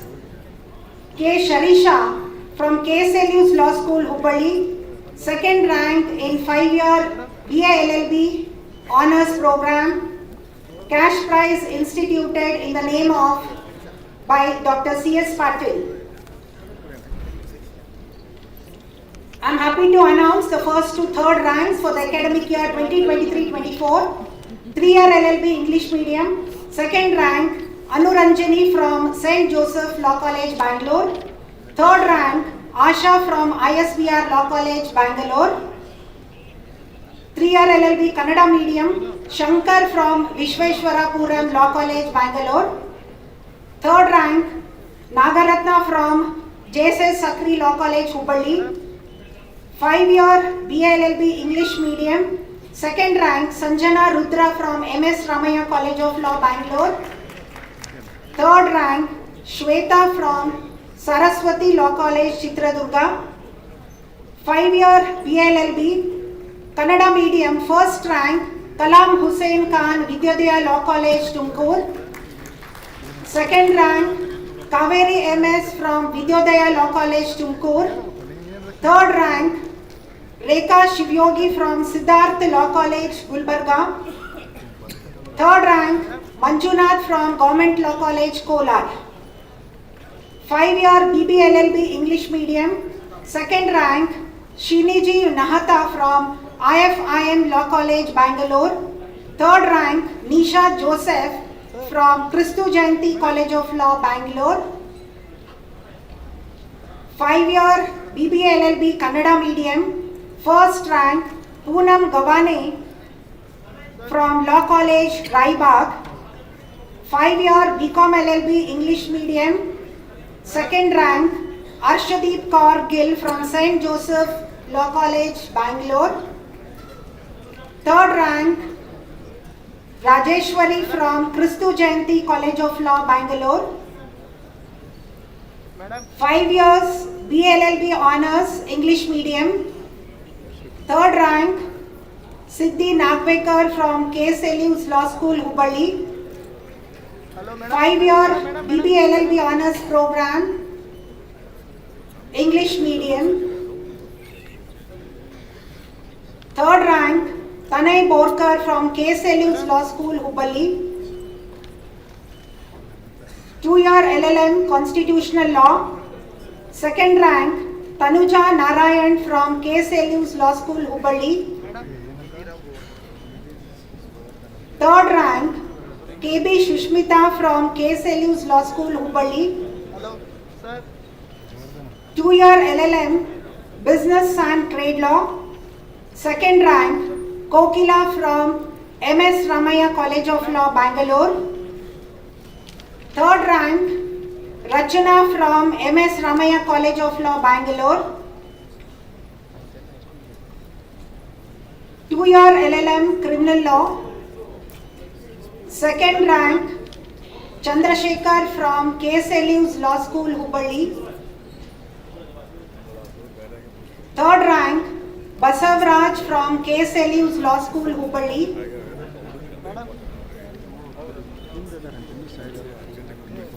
2-year LLM Intellectual Property Rights Law, 2nd rank Kuteja Kubra from KSLU's Law School, Hubballi,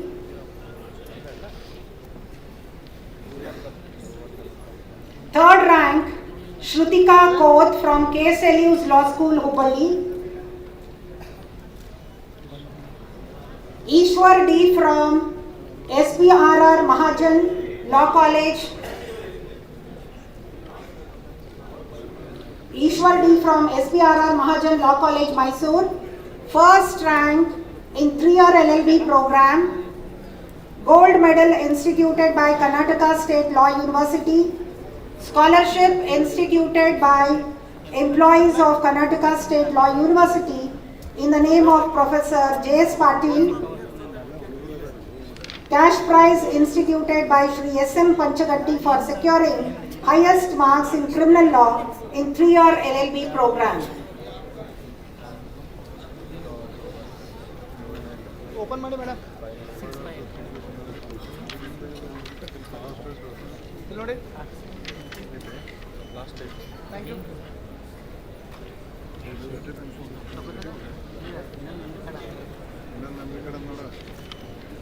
Loaded, madam. Sir. Sir.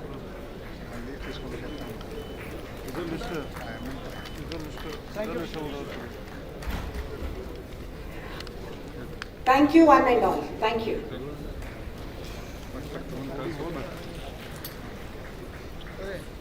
ಎಷ್ಟು ಐತಿ 81 main short ಹೊಡಿ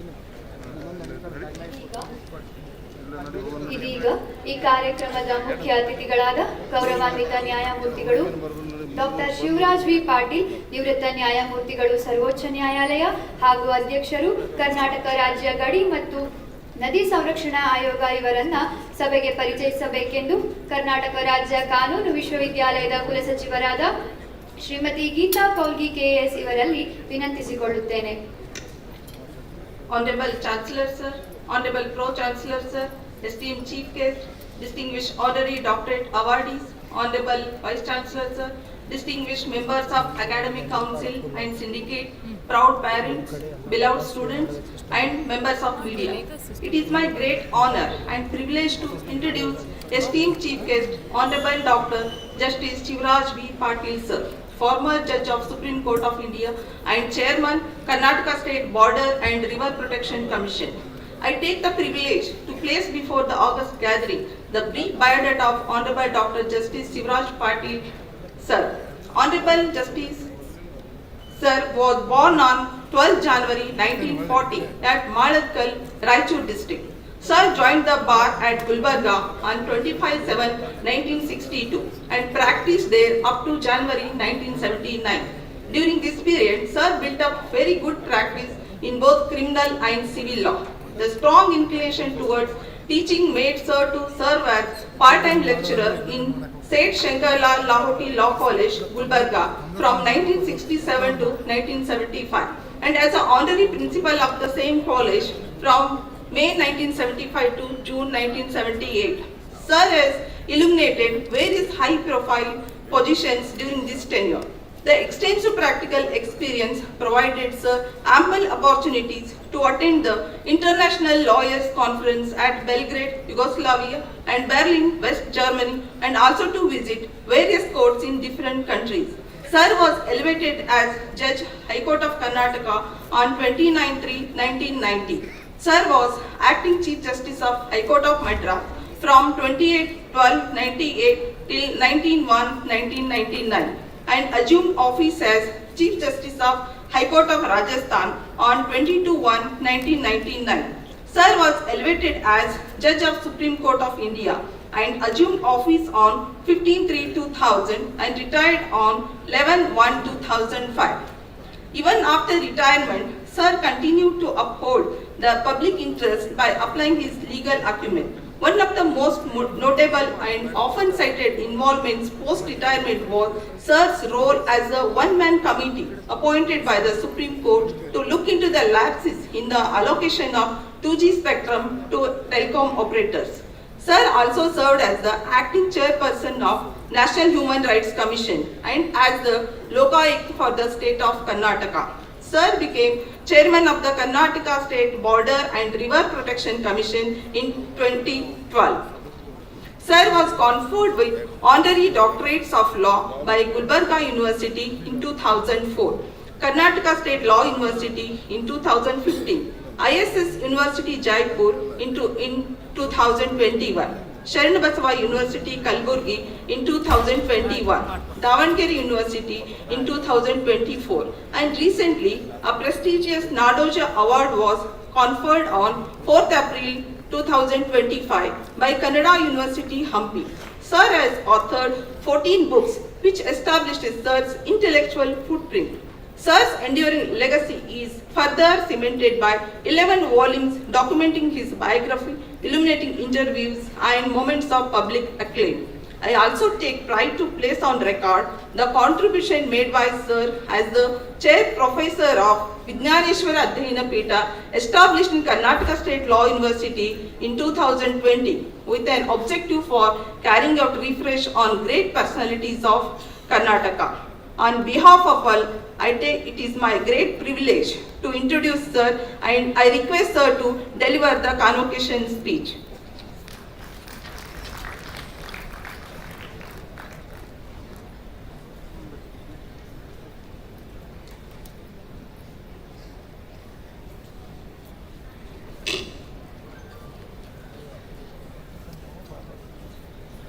ಎಲ್ಲರಿಗೂ ನಮಸ್ಕಾರ. Shri Tawarchand Gehlotji, the Honorable Governor of Karnataka and the Chancellor of this University, Dr. H.K. Patil, Honorable Minister for Law and Justice and other portfolios, and also the Pro-chancellor of this University, Dr. C. Basavaraju, Honorable Vice Chancellor of the University, Professor Dr. Ratna R. Bharmangowdar, Dean and Registrar, Srimati Geeta Kozli, Registrar of the University, members of the syndicate, members of the academic council, and members of the faculty, proud parents, dear students, and the members of the media. It is a matter of pride and pleasure that today at the Convocation, Honorable Justice, now Honorable Dr. Justice Abdul Nazir Saab has been confirmed. So also Dr. V. Sudesh Pai, Senior Advocate and a research scholar, receiving honorary degrees from this university, adding grace and dignity to the university. I feel privileged and honored to deliver the 7th Convocation Address of Karnataka State Law University. It gives me immense pleasure to be here today on this joyous and momentous occasion. The Convocation of esteemed Law University. Convocation is not merely a ceremony to receive degrees, it is a milestone, making both end and the beginning. The end of the years of learning within the portals of the university and its affiliated colleges, and the beginning of a lifelong journey in pursuit of justice and service to society. My connect with the university, I delivered one decennial address organized by this university on 27th April 2019 on the subject Indian Constitution in action 70 years. I received the honorary doctorate from this university on 17 December 2015 and was the first chair professor of Vijnaneshwara established in this university. The dignity and duty of law. Law is not merely a profession. It is a solemn vocation in the sense the duty of law is to study life itself, its struggles, its aspirations, its search for order and fairness. The lawyer, the judge, the legislator, and the academicians in their respective spheres all serve as the trustees of justice. My dear students, justice is not a mere abstraction. It is a living expression of fairness, objectivity, and human dignity. The Indian Constitution enshrines the ideals of justice, liberty, equality and fraternity. As the custodians of these ideals, you are called upon to defend not only the letter of the law, but its spirit. You have to focus on functional rather than formal democracy, purposive and not merely a literal interpretation of law. Knowledge, character and compassion. Hereafter you enter the world armed with knowledge, but remember, knowledge without character is dangerous. Intellect without empathy is barren. The strength of a lawyer lies not in eloquence alone, but in integrity, discipline,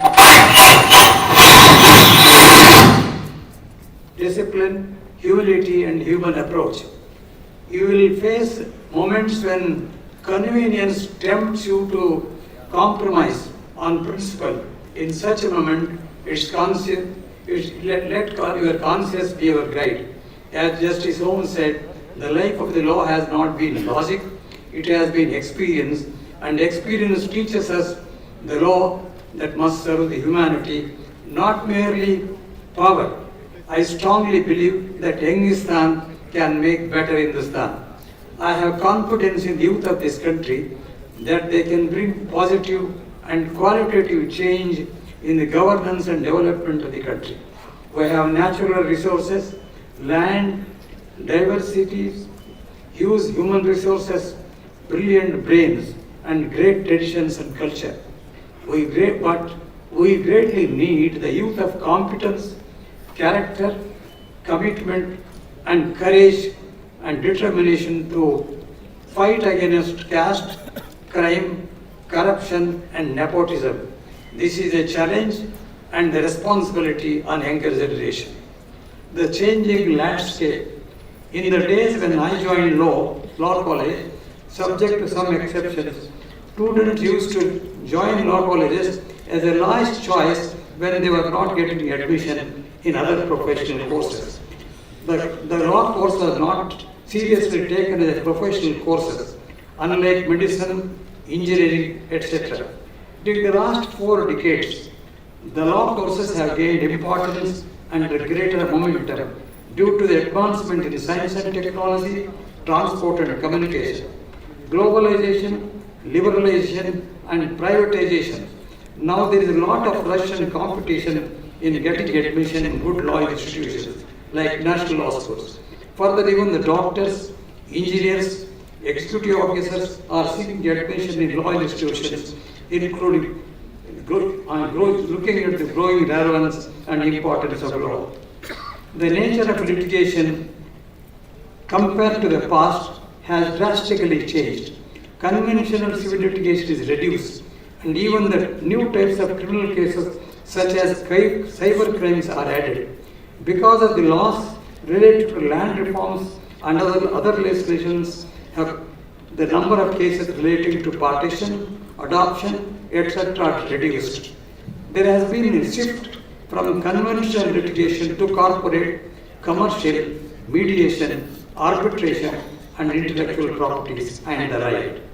In the past, litigation in India was quite different. Most disputes were settled locally through panchayats, elders, or community leaders. People believed in compromise and maintaining relationships. Going to the court was often seen as a last resort, something to be avoided because it took time, money, and effort, and cases were mostly about land, family property, or social issues. ಬಹಳ ಸಂತೋಷದ ವಿಷಯ ನಾನು ಹೇಳಬೇಕು ಇವತ್ತಿನ ಬೆಳಗ್ಗಿನ ಪ್ರಜಾವಾಣಿ ಪತ್ರಿಕೆಯಲ್ಲಿ cover page front ಪೇಜ್ನಲ್ಲಿ ಒಂದು news item ಇದೆ. ನ್ಯಾಯಾಂಗ ತ್ವರಿತ ನ್ಯಾಯ ವ್ಯವಸ್ಥೆಗೆ AI ಅಳವಡಿಕೆ ಅಂತ. ಅದು ಕರ್ನಾಟಕ ಸರ್ಕಾರದವರು ಒಂದು ಕಾಯ್ದೆ ಮಾಡಬೇಕು ಮಾಡಿದ್ದಾರೆ. AI ಆರ್ಟಿಫಿಷಿಯಲ್ ಇಂಟೆಲಿಜೆನ್ಸ್ ಇಂಟಿಗ್ರೇಟ್ ಮಾಡೋದು. In our country, the pregnancy is so used, it is known to everybody. People are standing in a long queue for a very long time. The urgent need is how quickly and how effectively we can dissolve or solve the cases. ನಮ್ಮಲ್ಲಿ ಸಾಮಾನ್ಯವಾಗಿ ಹೇಳ್ತಾರೆ ಗೆದ್ದವನು ಸೋತವನು ಸತ್ತ. Then another thing is justice heritage, justice buried. Justice delayed is justice denied. You ever want a balance, to strike a balance, I think the government of Karnataka has taken a right step. I congratulate the Honorable Minister for the law. Some time back, they have also passed a similar legislation wherein the cases are to be disposed of within a time frame. And this adoption of AI they have got a plan to have it in each district court by which similar types of cases, grouping of cases, issues settled are covered, large number of cases can be disposed of, and the burden of pendency will come down, and there will be spare time for the courts to do the quality work. In the present litigation in India, quite different. Most disputes are settled locally through panchayats. However, in the modernized and its legal system evolved, the scope of litigation expanded. After independence, with the constitution guaranteeing rights, coupled with a substantial increase in the percentage of literacy, people became aware of their legal entitlements. Today, citizens go to court not only for property or family disputes, but also for consumer rights, environmental protection, women's rights, education, employment, and digital privacy. Another big change in the access to justice is earlier only the wealthy or educated could afford to fight a case, but now with the legal service authorities, public interest litigations, and online court systems, even ordinary citizens can seek justice. Public interest litigations especially have transformed the legal scene, allowing the people to fight cases not just by themselves but even by the welfare society. Technology is also bearing on the changing litigation through e-filing, virtual hearings, and online judgments, which became common during the COVID period, have made courts more accessible and efficient. Lawyers and judges now rely heavily on digital records, electronic evidence, something which was unimaginable few decades back. Each district, when they constituted and this AI is integrated, I am sure there will be new leaf in Karnataka. Of course, there are still challenges, delays, pendency of cases, and rising costs continue to affect people. But the overall trend shows that India's litigation culture has moved from being exclusive and limited to becoming inclusive and socially aware. In short, litigation in India today is no longer just about fighting a personal right. It is about protecting collective rights and strengthening democracy. Today's legal profession stands on the crossroads of tradition and transformation. Artificial intelligence, digital media, data protection, environmental concerns, and global human rights movements are reshaping the world of law. Your generation has the opportunity and the responsibility both to ensure that technology remains a tool of justice, not its substitute, uphold privacy, dignity, and due process even in this digital age. At any rate, in the whatever form, the rule of law must remain the cornerstone of governance and social order. Indian legal system, rooted in the constitutional principles, demonstrates the evolution while upholding not to rule of law and democracy. I'll touch upon the artificial intelligence at its impact now. In a democracy governed by the rule of law, the legal system serves as a sovereign mechanism for dispute resolution, which is the most civilized approach in modern to maintain social orders. Victor Hugo says, "No army can withhold the strength of an idea whose time for change has come." Presently, there is no escape of the impact and inroad of artificial intelligence in all walks of life. The rapid integration of AI in legal research, contract drafting, document management, judgment translations reveals opportunities and significant challenges. Key issues identified are: firstly, all AI tools enhance efficiency and accessibility, but also possess few fundamental concerns about transparency, accountability, and the trace of historical bias into the system. Secondly, digital divide threatens equitable access to justice, as infrastructural gaps prevent marginalized people from accessing the benefits offered by AI and technologies. Thirdly, the transformation of traditional legal practice needs change in the legal education curriculum, which must extend beyond the doctrinal studies to digital literacy and impacts of AI usages. The study emphasizes role of lawyers as social engineers, as a balance, competing interests, access to justice, ensure technology creates a positive impact on the democratic values. Ours may not be perfect democracy, but it is a functional democracy. In 1996 and 97, there were 3 prime ministers 1 year. Mr. Atal Bihari Vajpayee, Shri Devgowda, and I.K. Gujral. We are proud that in spite of wars, natural calamities, national emergency, communal raids, political uncertainties, etc., we survived. And surviving as a great democracy governed by the rule of law as enshrined in the Constitution. When we looked around the neighboring countries, those small could not sustain the real democracy in the sense. The very fact that we have sustained, functioning, and growing stronger as the largest democracy in the world for last 78 years, this itself is a great achievement. In this regard, the people of this country are to be commended and congratulated. Students of law should not read the Constitution of India merely as a textbook prescribed by their syllabus. They must read it in the spirit to realize the goals set therein for the good of the people, that is, we the people. The emergence of artificial intelligence has inflicted transformation across all sectors in the contemporary times. The legal profession is no exception to this change. For the last few years, there has been unparalleled growth and use of artificial intelligence technologies across a wide range of industries. Use of virtual assistants, AI tools is raising questions that are reforming the legal profession. AI in legal education, litigation, administration of justice shows potential benefits and face unprecedented challenges that needs effective and deeper consideration.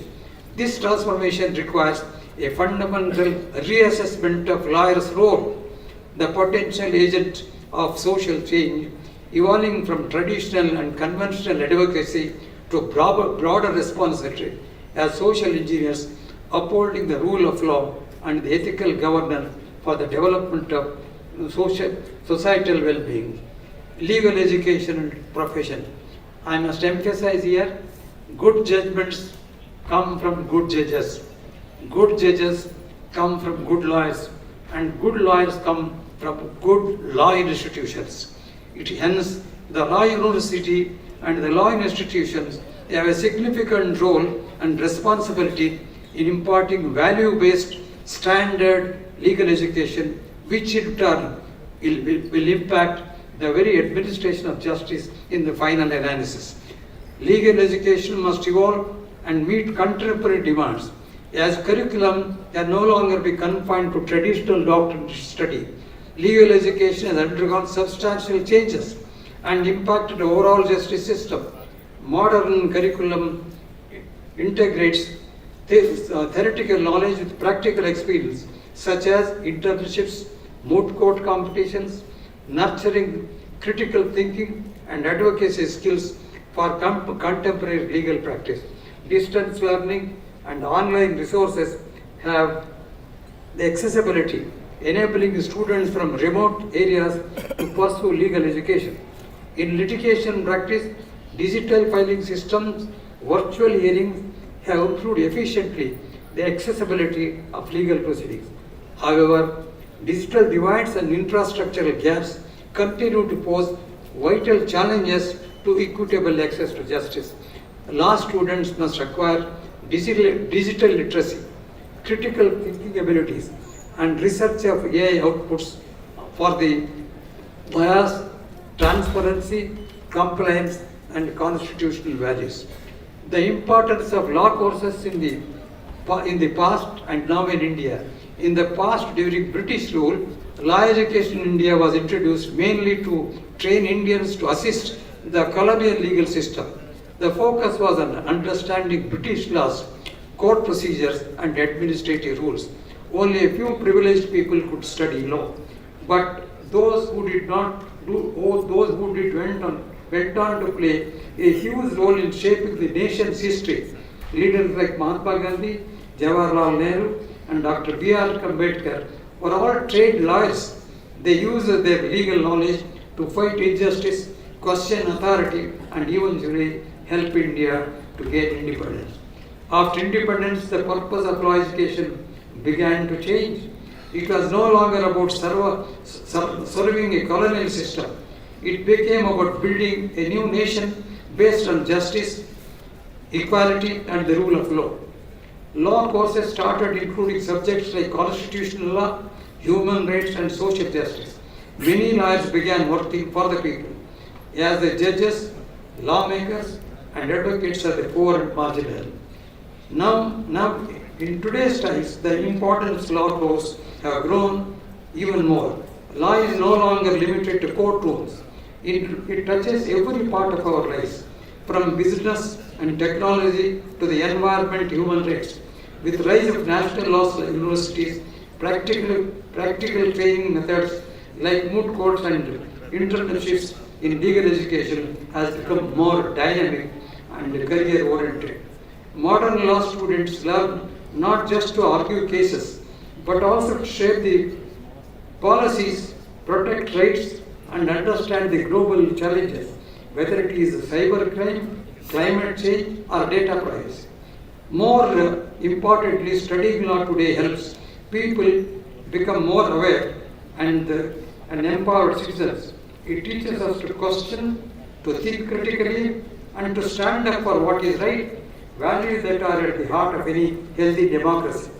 So, whether in the past or today, law has always been about one central idea, that is justice. From our freedom fighters to modern day lawyers and students of law continue to guide us towards the fairer and more equal society. Impact of AI in legal system. The legal profession is experiencing unprecedented changes due to the permutation of legal technology and artificial intelligence. AI within judiciary is revolutionizing traditional legal practice. A legal research automation has essentially changed how the lawyers access case laws, precedents with tools like CaseMine, SCC Online, Manupatra, AI research, etc. A few words of caution. Technology has assisted greatly. A few words of caution are that although it is advantageous to take assistance of technology to save the quality time, but we must take care to see that we don't become slaves of technology. Thereby, we lose our creativity, independence and thinking. Lawyers as social engineers. The concept of lawyers as social engineers, inspired by legal philosophers such as Roscoe Pond, who highlights role in the balancing competing social interests and promoting social harmony. This philosophy views lawyers not merely as advocates for clients, but as architects of social change and protectors of justice system. Legal aid services exemplify social engineering, providing legal advice to the marginalized communities and ensuring access to justice irrespective of economic status. Lawyers bear the responsibility of serving as social engineers in the society. Though policy development, public interest litigation, regulatory mechanism, and other various aspects within legal system to actively shape society to promote social transformation. Path ahead. Future law lies in not static codes, but in evolving jurisdiction that responds flexibility to emerging social, and while maintaining principles of justice. AI legal system continues to evolve. In response to social and technological advancement, the profession must balance integration of technology while safeguarding core legal principles that ensure access to justice and uphold the rule of law. The challenge for both law and legal education is to be adaptable towards society's changing realities without compromising on justice, human dignity, and values. Firstly, legal professionals, educators, policymakers, and subject experts must collaborate to integrate interdisciplinary training with traditional jurisprudence coupled with technological advancement. Secondly, policymakers must introduce robust regulatory frameworks in governing. Thirdly, investments in the digital infrastructure, prioritizing inclusive access and bridging the digital divide. Lastly, ensuring that technological advancement is complemented with justice system while maintaining professional commitment. Conclusion.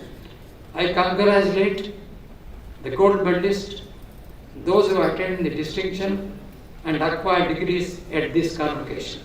As you step into your careers as advocates, judges, academicians, or public servants, please remember, I emphasize that hard work, honesty, and humility get blessed by divinity. I repeat, hard work, honesty, and humility get blessed by divinity. This is my statement, and this has been my experience as well. This has been my faith and experience, as I said. These virtues will bring success to you wherever you are, in whatever field you are. Let your words heal, not hurt. Let your actions uphold, not undermine. Let your life be testament that law, when practiced with conscience, becomes the most powerful instrument for human good. You did not have the privilege or opportunity to take part in the freedom struggle of the country, wherein large number of people sacrificed professions, particularly lawyers, their comforts, even the lives and lives, to secure the freedom to this country. But you did not have the privilege of participating in the freedom struggle, but you have wonderful opportunity to build a happy, healthy, and strong India. You should not misavail this golden opportunity. Those who choose profession of law, be you warriors to defend and uphold the rule of law and human dignity, and also have a firm and unshakable commitment to the constitutional values. And when you join the profession, those who join the profession of law, you have something more. You have to travel beyond the bracket of the cases. You have, as a social engineers. Do not think that the lawyers are only money-making machines.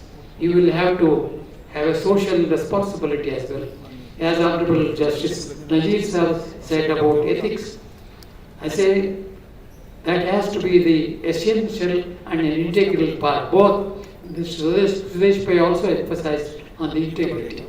I thank Justice Nazir for having magnanimous about me and for complimenting me for what little I am. Thank you, Mr. Nazir. And Mr. Sudesh Pai mentioned that quoted Sirvai's example at 90 was still continuing to learn. I would like to share and state, do not stop learning, because life never stops teaching. Every day we learn, I learn, you learn.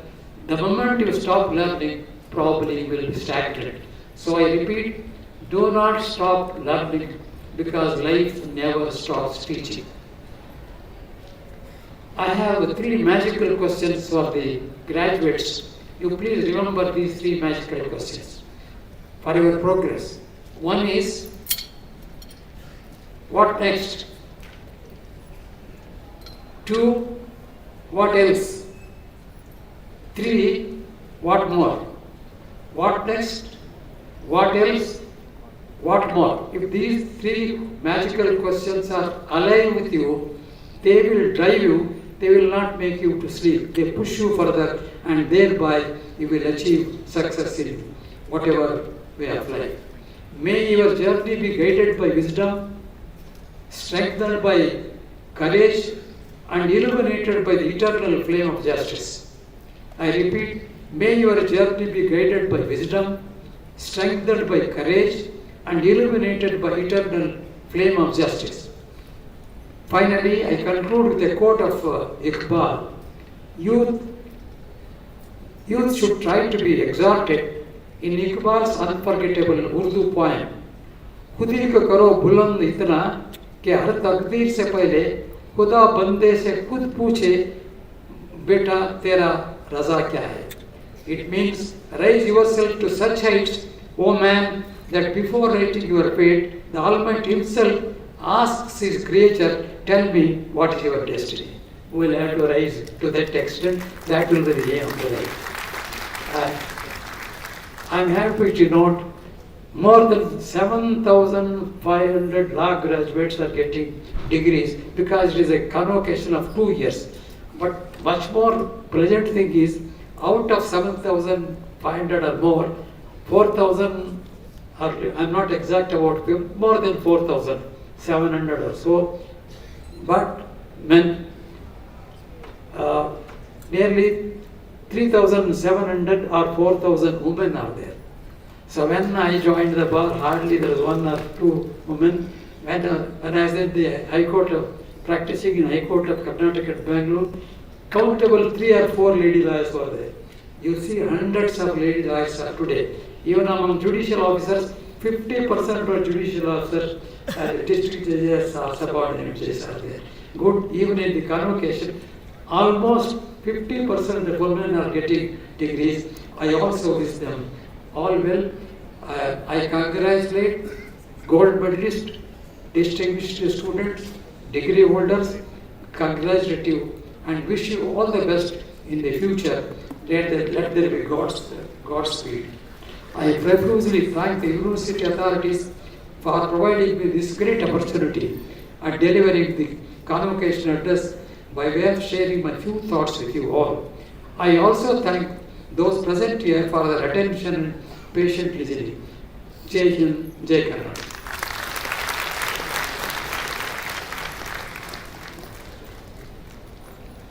ಇದೀಗ ಮಾನ್ಯ ಕುಲಪತಿಗಳಲ್ಲಿ ವಿಶ್ವವಿದ್ಯಾಲಯದ ಸಹಕುಲಾಧಿಪತಿಗಳನ್ನು ಪರಿಚಯಿಸಬೇಕಾಗಿ ವಿನಂತಿಸಿಕೊಳ್ಳುತ್ತೇನೆ.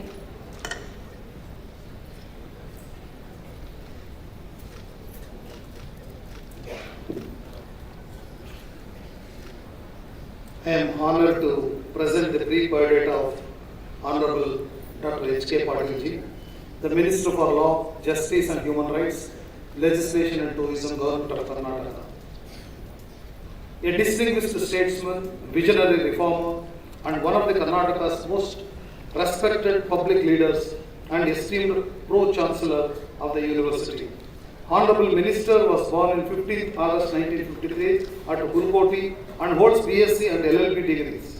Sir has served in the government of Karnataka in various capacities and has devoted over 4 decades of his life to public service, championing the causes of justice, transparency, rural development, and human dignity. His career reflects a rare blend of intellect, integrity, and institutional vision. His present positions include permanent invitee of Congress Working Committee and MLA from Gadag constituency. Sir is a lifelong advocate of the cooperative movement, which is reflected in the positions held by him as Chairman Karnataka State Cooperative Urban Bank Limited, Bangalore, Chairman Emeritus National Federation of Cooperative Banks and Credit Societies Limited, New Delhi, and Director National Cooperative Union, India, New Delhi. As a Minister for Law, Justice and Human Rights, Dr. H.K. Patil ji has been the principal architect of several transformative initiatives that have been modernized Karnataka's justice delivery system. Under his able leadership, the circuit benches of the Karnataka High Court at Dharwad and Gulbarga were established. our Karnataka State Law University, Hubballi, is a brainchild of Dr. H.K. Patil ji. Because of his initiative, the university has set its own mark in the field of law and legal education. Under the able guidance of our law minister, the university has increased an extra division of all the courses in our law school to help the poorer sections of the society to learn law. Recently, the university has introduced an innovative initiative to distribute the question papers through online mode to maintain transparency in the examination system, which has become possible due to the effective administrative guidance of Honorable Minister. In addition, the Karnataka Institute for Law and Parliamentary Reforms in Bangalore, institutions that stand today as a symbol of excellence, is primarily because of the Sir's foresight and commitment to legal empowerment.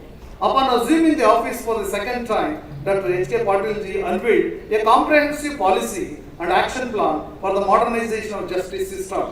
His landmark reforms include the introduction of mandatory pre-litigation mediation to ensure speedy and affordable justice, amendments to High Court and Civil Courts Acts enabling second appeals at the district level, enhancement of pecuniary jurisdiction of lower courts, the enactment of the Conduct of Government Litigation Act, ushering in professionalism, accountability and efficiency in government cases.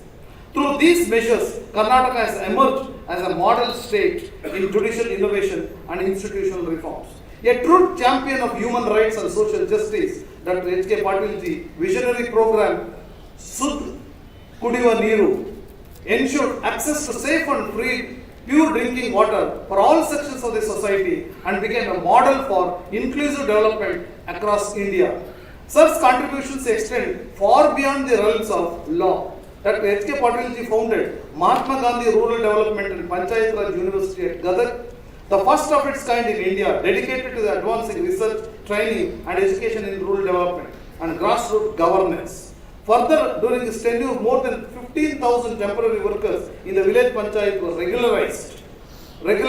Further, during his tenure, more than Sir's exemplary work in rural development and panchayat raj has gained a national recognition. And Dr. H.K. Patil ji has been felicitated by the Honorable Prime Minister of India, Shri Narendra Modi ji, for 4 consecutive years for his outstanding achievements in participatory and sustainable rural governance in Karnataka. An accomplished author and intellectual, Sir has penned several thought-provoking books, including Carving a Caring System, Chaluva Kannada Nadu, Kanasagala Nanasu, which reflect his deep understanding of governance, culture and public policy. Beyond his official responsibilities, Honorable Minister is known for discipline, humility and personal warmth. Such conversation reflect his commitment to reform, equity and social transmissions. I request our Honorable Minister to address the August gathering.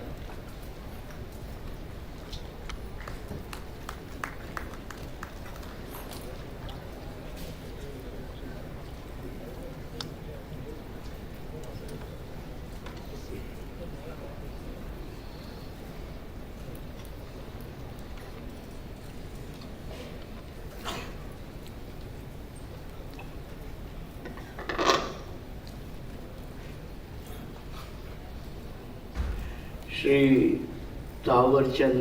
Gehlot ji, Honorable Governor of Karnataka, Shri Justice Abdul Nazir Sahib, Honorable Governor of Andhra Pradesh, Shri Justice Shivraj Patil ji, Honorable former Judge of Supreme Court, Shri Sudesh Pai, Senior Advocate and a writer, Vice Chancellor Professor Basuraju, Registrar Srimati Geeta Kavalgi, Registrar Evaluation Srimati Ratna Baramgaudar, distinguished members of the syndicate and academic council, esteemed faculty, honored guests, eminent jurists, legal luminaries, friends from media, Vice Chancellor of Agriculture University, Mr. Patil, Vice Chancellor of Karnataka University, Professor Khan, a known parliamentarian, Professor Sanadi, parents, and above all, my dear graduating students of Karnataka State Law University. I am extremely happy and deeply grateful to Honorable Shri Justice Abdul Nazir Sahib for gracing this convocation ceremony and for accepting the honorary doctorate from this university. My memories with His Excellency, the Governor of Andhra Pradesh, remind me of his simplicity and his extraordinary humility. My recent visit to Mangalore once again showed how the values imparted by a great teacher can shape a person into a noble human being who inspires others to succeed while remaining grounded. I am proud of Shri Justice Shivraj Patil, who has always been a philosopher, a guide, and a source of wisdom for me. His experience, deep humanity, and rich knowledge have made Karnataka proud. He is a distinguished son of our soil, one who rose from a humble village background to the highest echelons of judiciary in Delhi. Yet his roots remain firmly connected to the village society as before.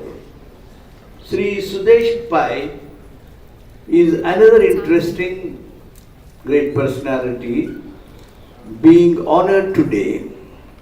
He has enriched legal education through his scholarly writings and has introduced many legal concepts and luminaries to the wider society.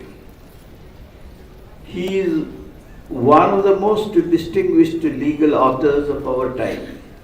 While congratulating him, I express my heartfelt wish that he continues to contribute further. Many of the legal reforms and advancements he has shaped will surely find an enduring place in our legal history and archives. I stand before you today with a heart filled with immense pride, joy, and hope as we celebrate the 7th convocation of this esteemed university. An institution that has emerged as a beacon of legal learning, constitutional vision, and social commitment in our state and our nation. Today is not just a day of receiving degrees, it is a turning point in our lives. It marks the moment when education becomes responsibility, when knowledge becomes power with purpose, and when you, the students of Karnataka State Law University, begin your journey from learning the law to living the law. At the outset, I express my heartfelt appreciation to the university for conferring honorary doctorates upon two distinguished luminaries, Honorable Justice Abdul Nazir Sahib and our senior advocate and writer Shri Sudesh Pai ji. Their lives are shining examples of how scholarship, humility, and service to justice can transform society. May their work inspire each one of you to pursue your profession with conscience and compassion. My dear graduates, today is not the end of your learning, it is the beginning of your leadership. From this day forward, the ideals you studied in the classroom must now be lived in the courtroom, in the community, and in every corner of our democracy. From this day forward, rights must be protected, liberty must be defended, dignity must be restored, and justice must be ensured. The practice of law is not a business. It is a service, a sacred duty, and a commitment to the public good. Growing up in my village, Hulkoti, I witnessed how small disputes tore apart families and consumed lifetimes, not because people lacked rights, but because they lacked access to justice. Justice that is delayed or denied is not merely a failure of law, it is a failure of humanity. And that is why, dear graduates, you are not merely the interpreters of law, you are the custodians of justice. Your words will have the power to protect liberty, empower the voices, empower the voiceless, heal social divisions, and build Vajya Mukta Gramas leading to Vajya Mukta Samaja, a harmonious society. Use this power and humility with empathy and with courage. Our Constitution remains the moral compass of our Republic.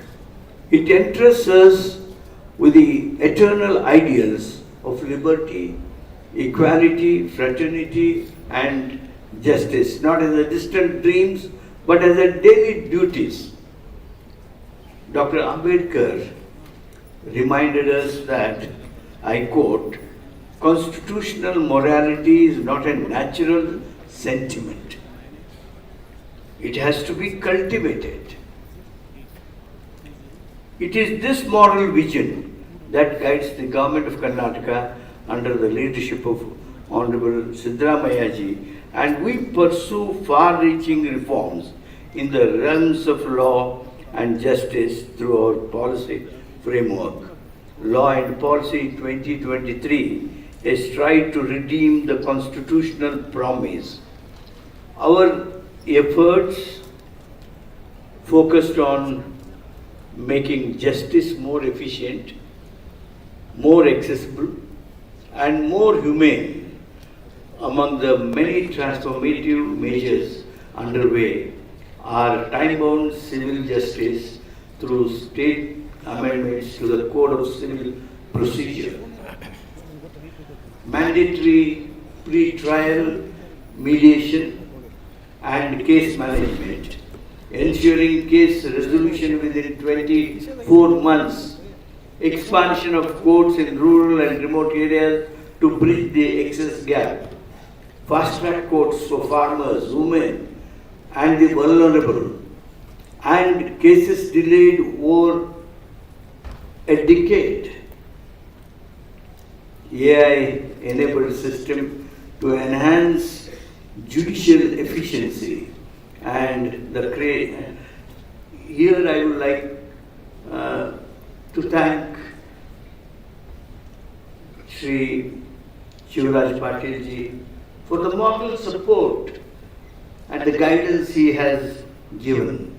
I would like to assure him and the people of the state that all three challenges of AI implementation, as was mentioned, could be changed to opportunity, and we would like to ride on artificial intelligence before it starts riding on all of us. The creation of a Directorate of Legal Education and North Karnataka Advocates Training Academy to empower young lawyers and enrich legal education. Before I move to next point, it makes me duty bound to convey my gratitude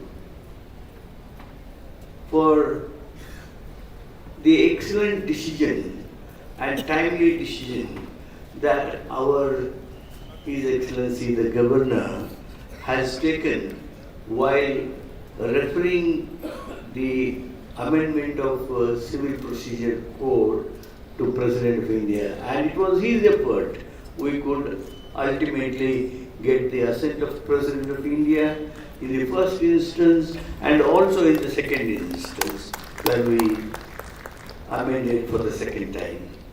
I wholeheartedly convey my grateful thanks to the Governor. These are not merely administrative reforms. The reforms, the enactments, the civil court amendments or the high court amendments or the civil code amendments are not merely reforms, they represent a renewed covenant between the state and the citizen, that justice shall be swift, fair, and will reach for all.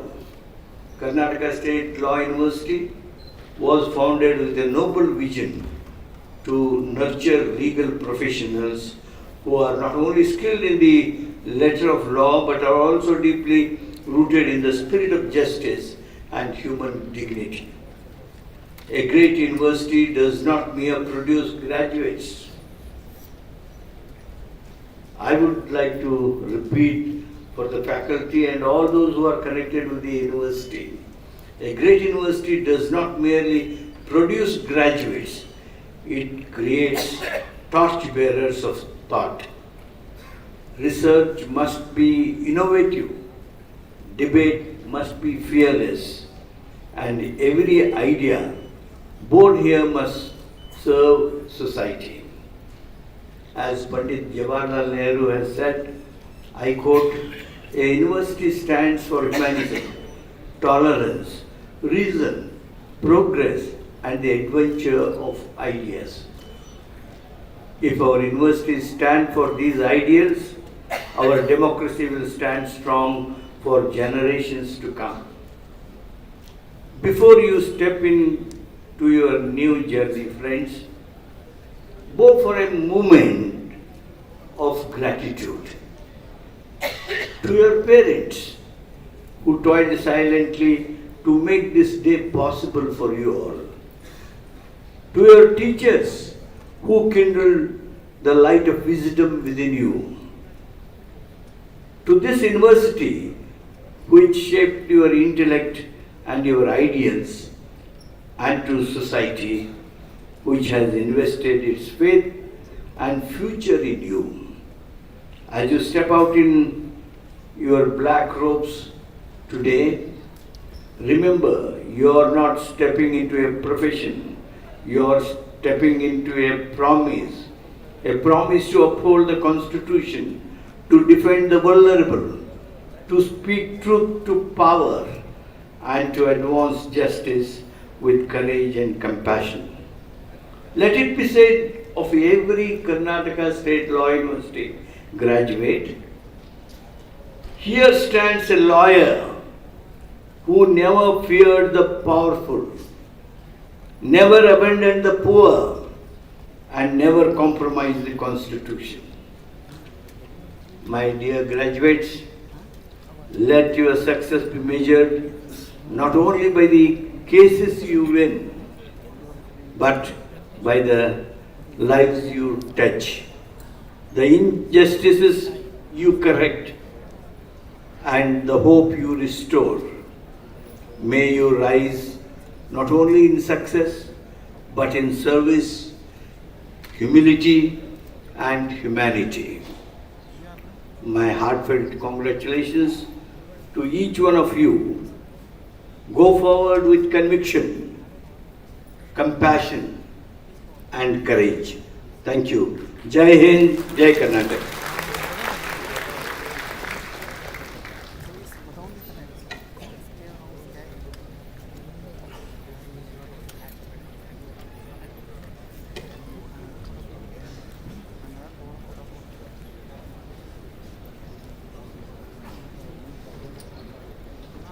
we are honored to have Shri Dr. Tawarchand Gehlot, Honorable Governor of Karnataka and Chancellor of Karnataka State Law University, Hubballi, amidst us.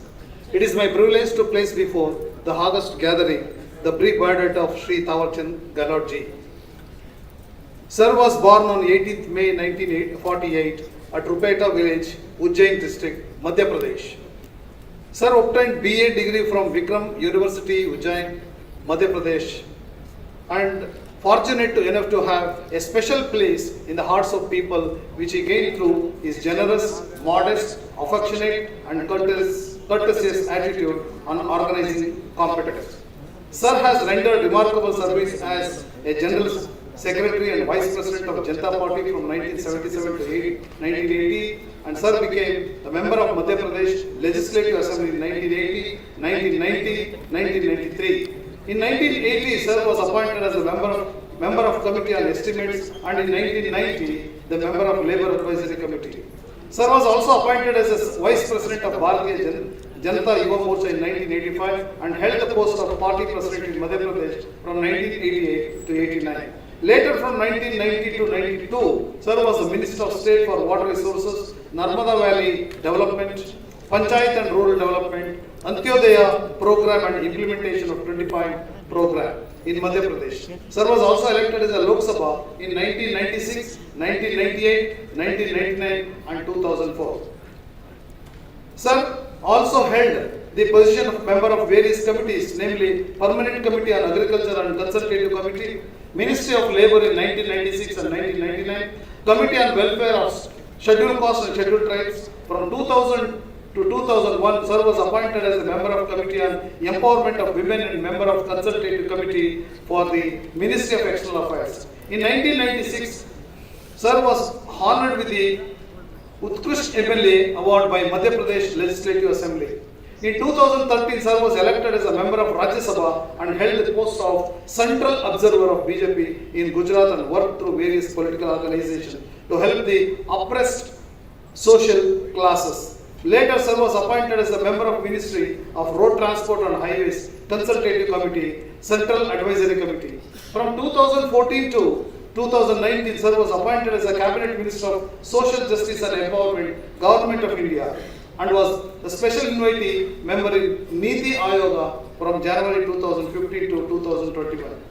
Honorable Governor, Sir, has visited many countries like America, South Africa, China, Jordan, Palestine, Israel, United Kingdom, Australia, and Argentina for political and governmental purposes. Sir has created 10 Guinness Book World Records while making the Department of Empowerment of Persons with Disability vibrant.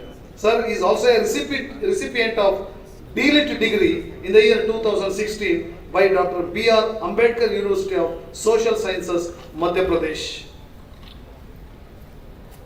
I request Honorable Shri Tawarchand Gehlot, Governor of Karnataka and Chancellor of Karnataka State Law University, to address the august gathering.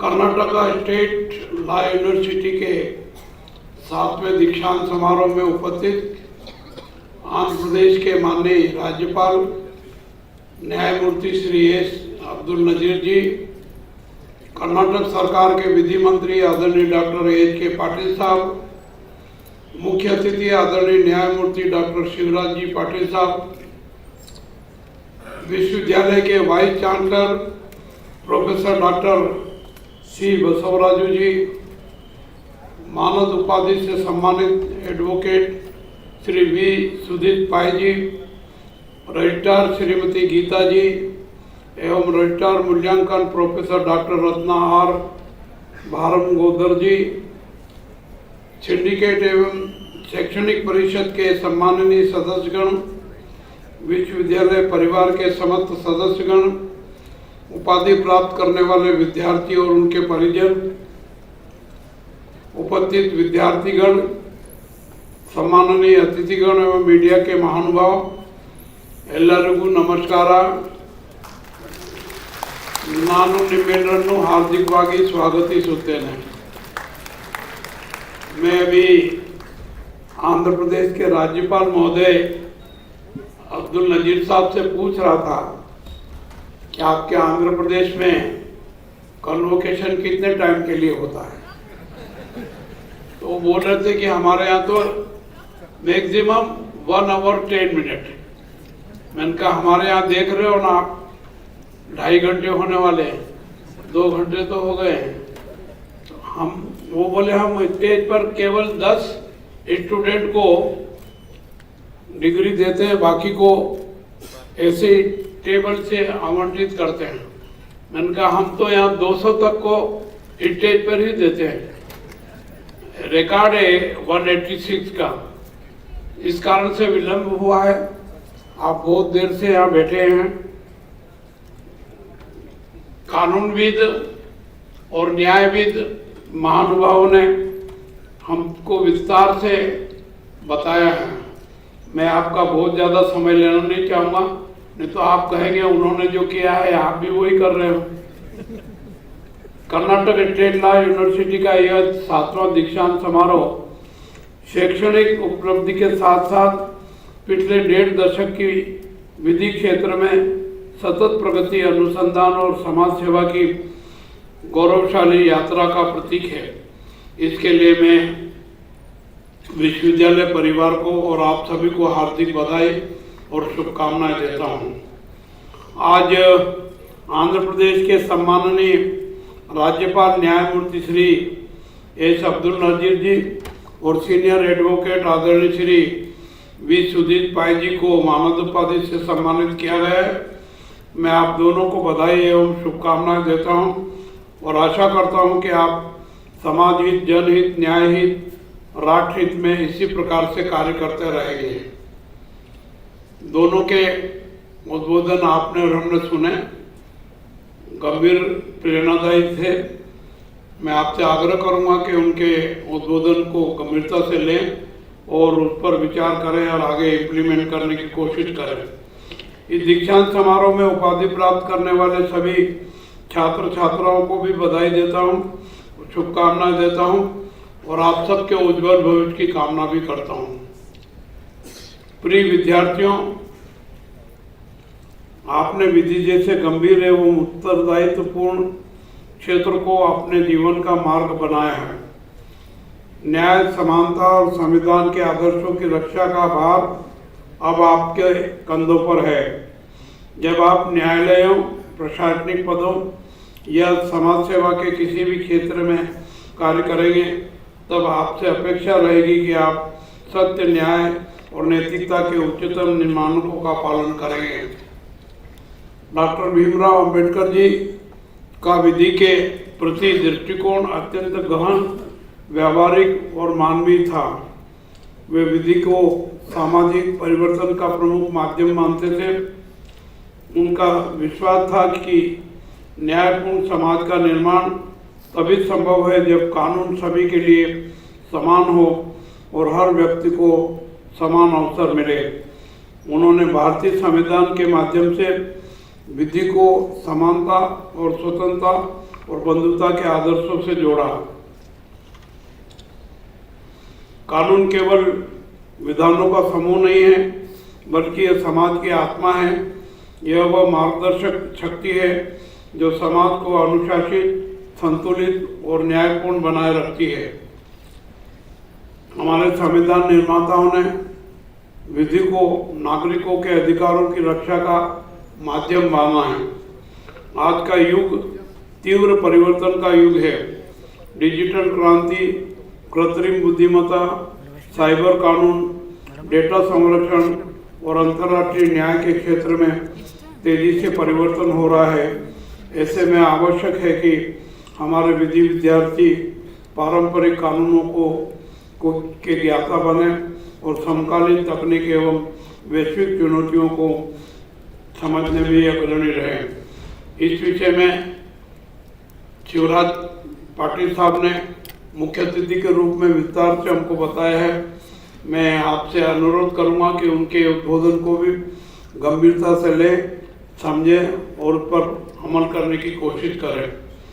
आपको यह स्मरण रखना चाहिए कि एक विधि विशेषज्ञ केवल मुकदमे नहीं लड़ता, वो समाज में न्याय, अनुशासन और विश्वास की नींव रखता है। समाज आपसे यह अपेक्षा करता है कि आप अपने ज्ञान का उपयोग समाज की भलाई के लिए करेंगे, दुर्बलों और वंचितों के अधिकारों की रक्षा करेंगे और न्याय को हर व्यक्ति तक पहुंचाने में योगदान देंगे। हमारी न्याय प्रणाली में अमीर गरीब सबको न्याय मिले, इस प्रकार की व्यवस्था है, किंतु देखने में आ रहा है कि विभिन्न कारणों से लंबित प्रकरणों की संख्या बहुत अधिक है और लंबे समय तक पीड़ितों को न्याय का इंतजार करना पड़ रहा है, जो न्याय सिद्धांत के प्रतिकूल है। हमारा न्याय सिद्धांत यह कहता है कि विलंब से दिया गया न्याय भी अन्याय है। विलंब से प्राप्त न्याय समाज और न्याय प्रणाली दोनों के लिए गंभीर चुनौती है। इस विषय पे भी हमारे पूर्व वक्ताओं ने विस्तार से बताया है। इसको आप गंभीरता से लेंगे और भविष्य में अमल करने की कोशिश करेंगे।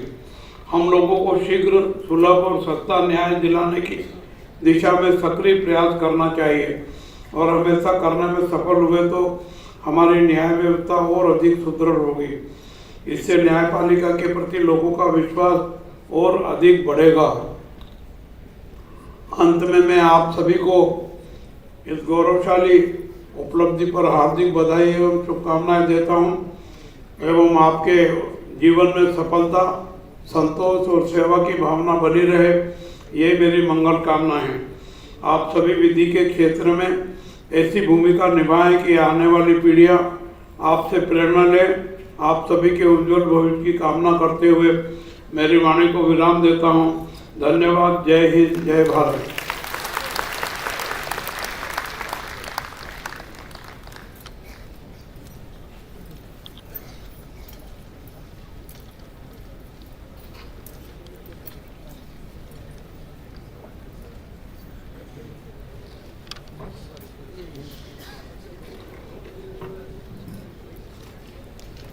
I request the Honorable Chancellor to declare the convocation dissolved. I dissolve the convocation.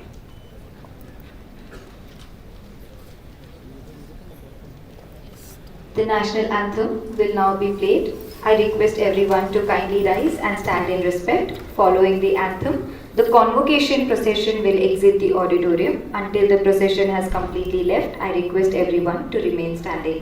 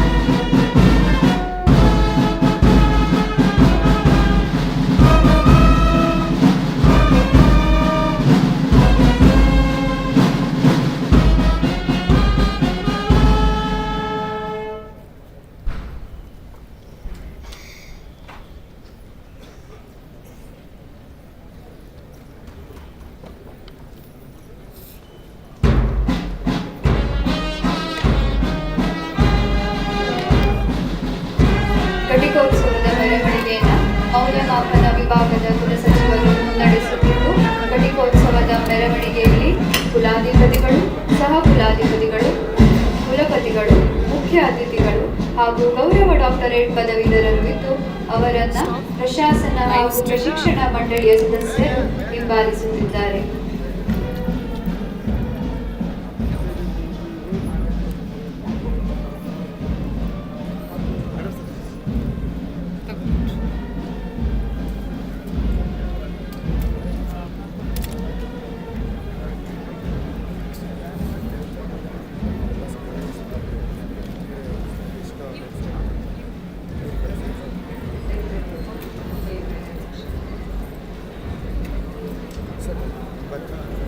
request the students to kindly stay back for instructions. Lunch has been arranged. I request invitees to join in. And students kindly stay back for further instructions. ಭೋಜನದ ವ್ಯವಸ್ಥೆಯನ್ನು ಮಾಡಲಾಗಿದೆ. ಆಹ್ವಾನಿತರೆಲ್ಲರೂ ಭೋಜನ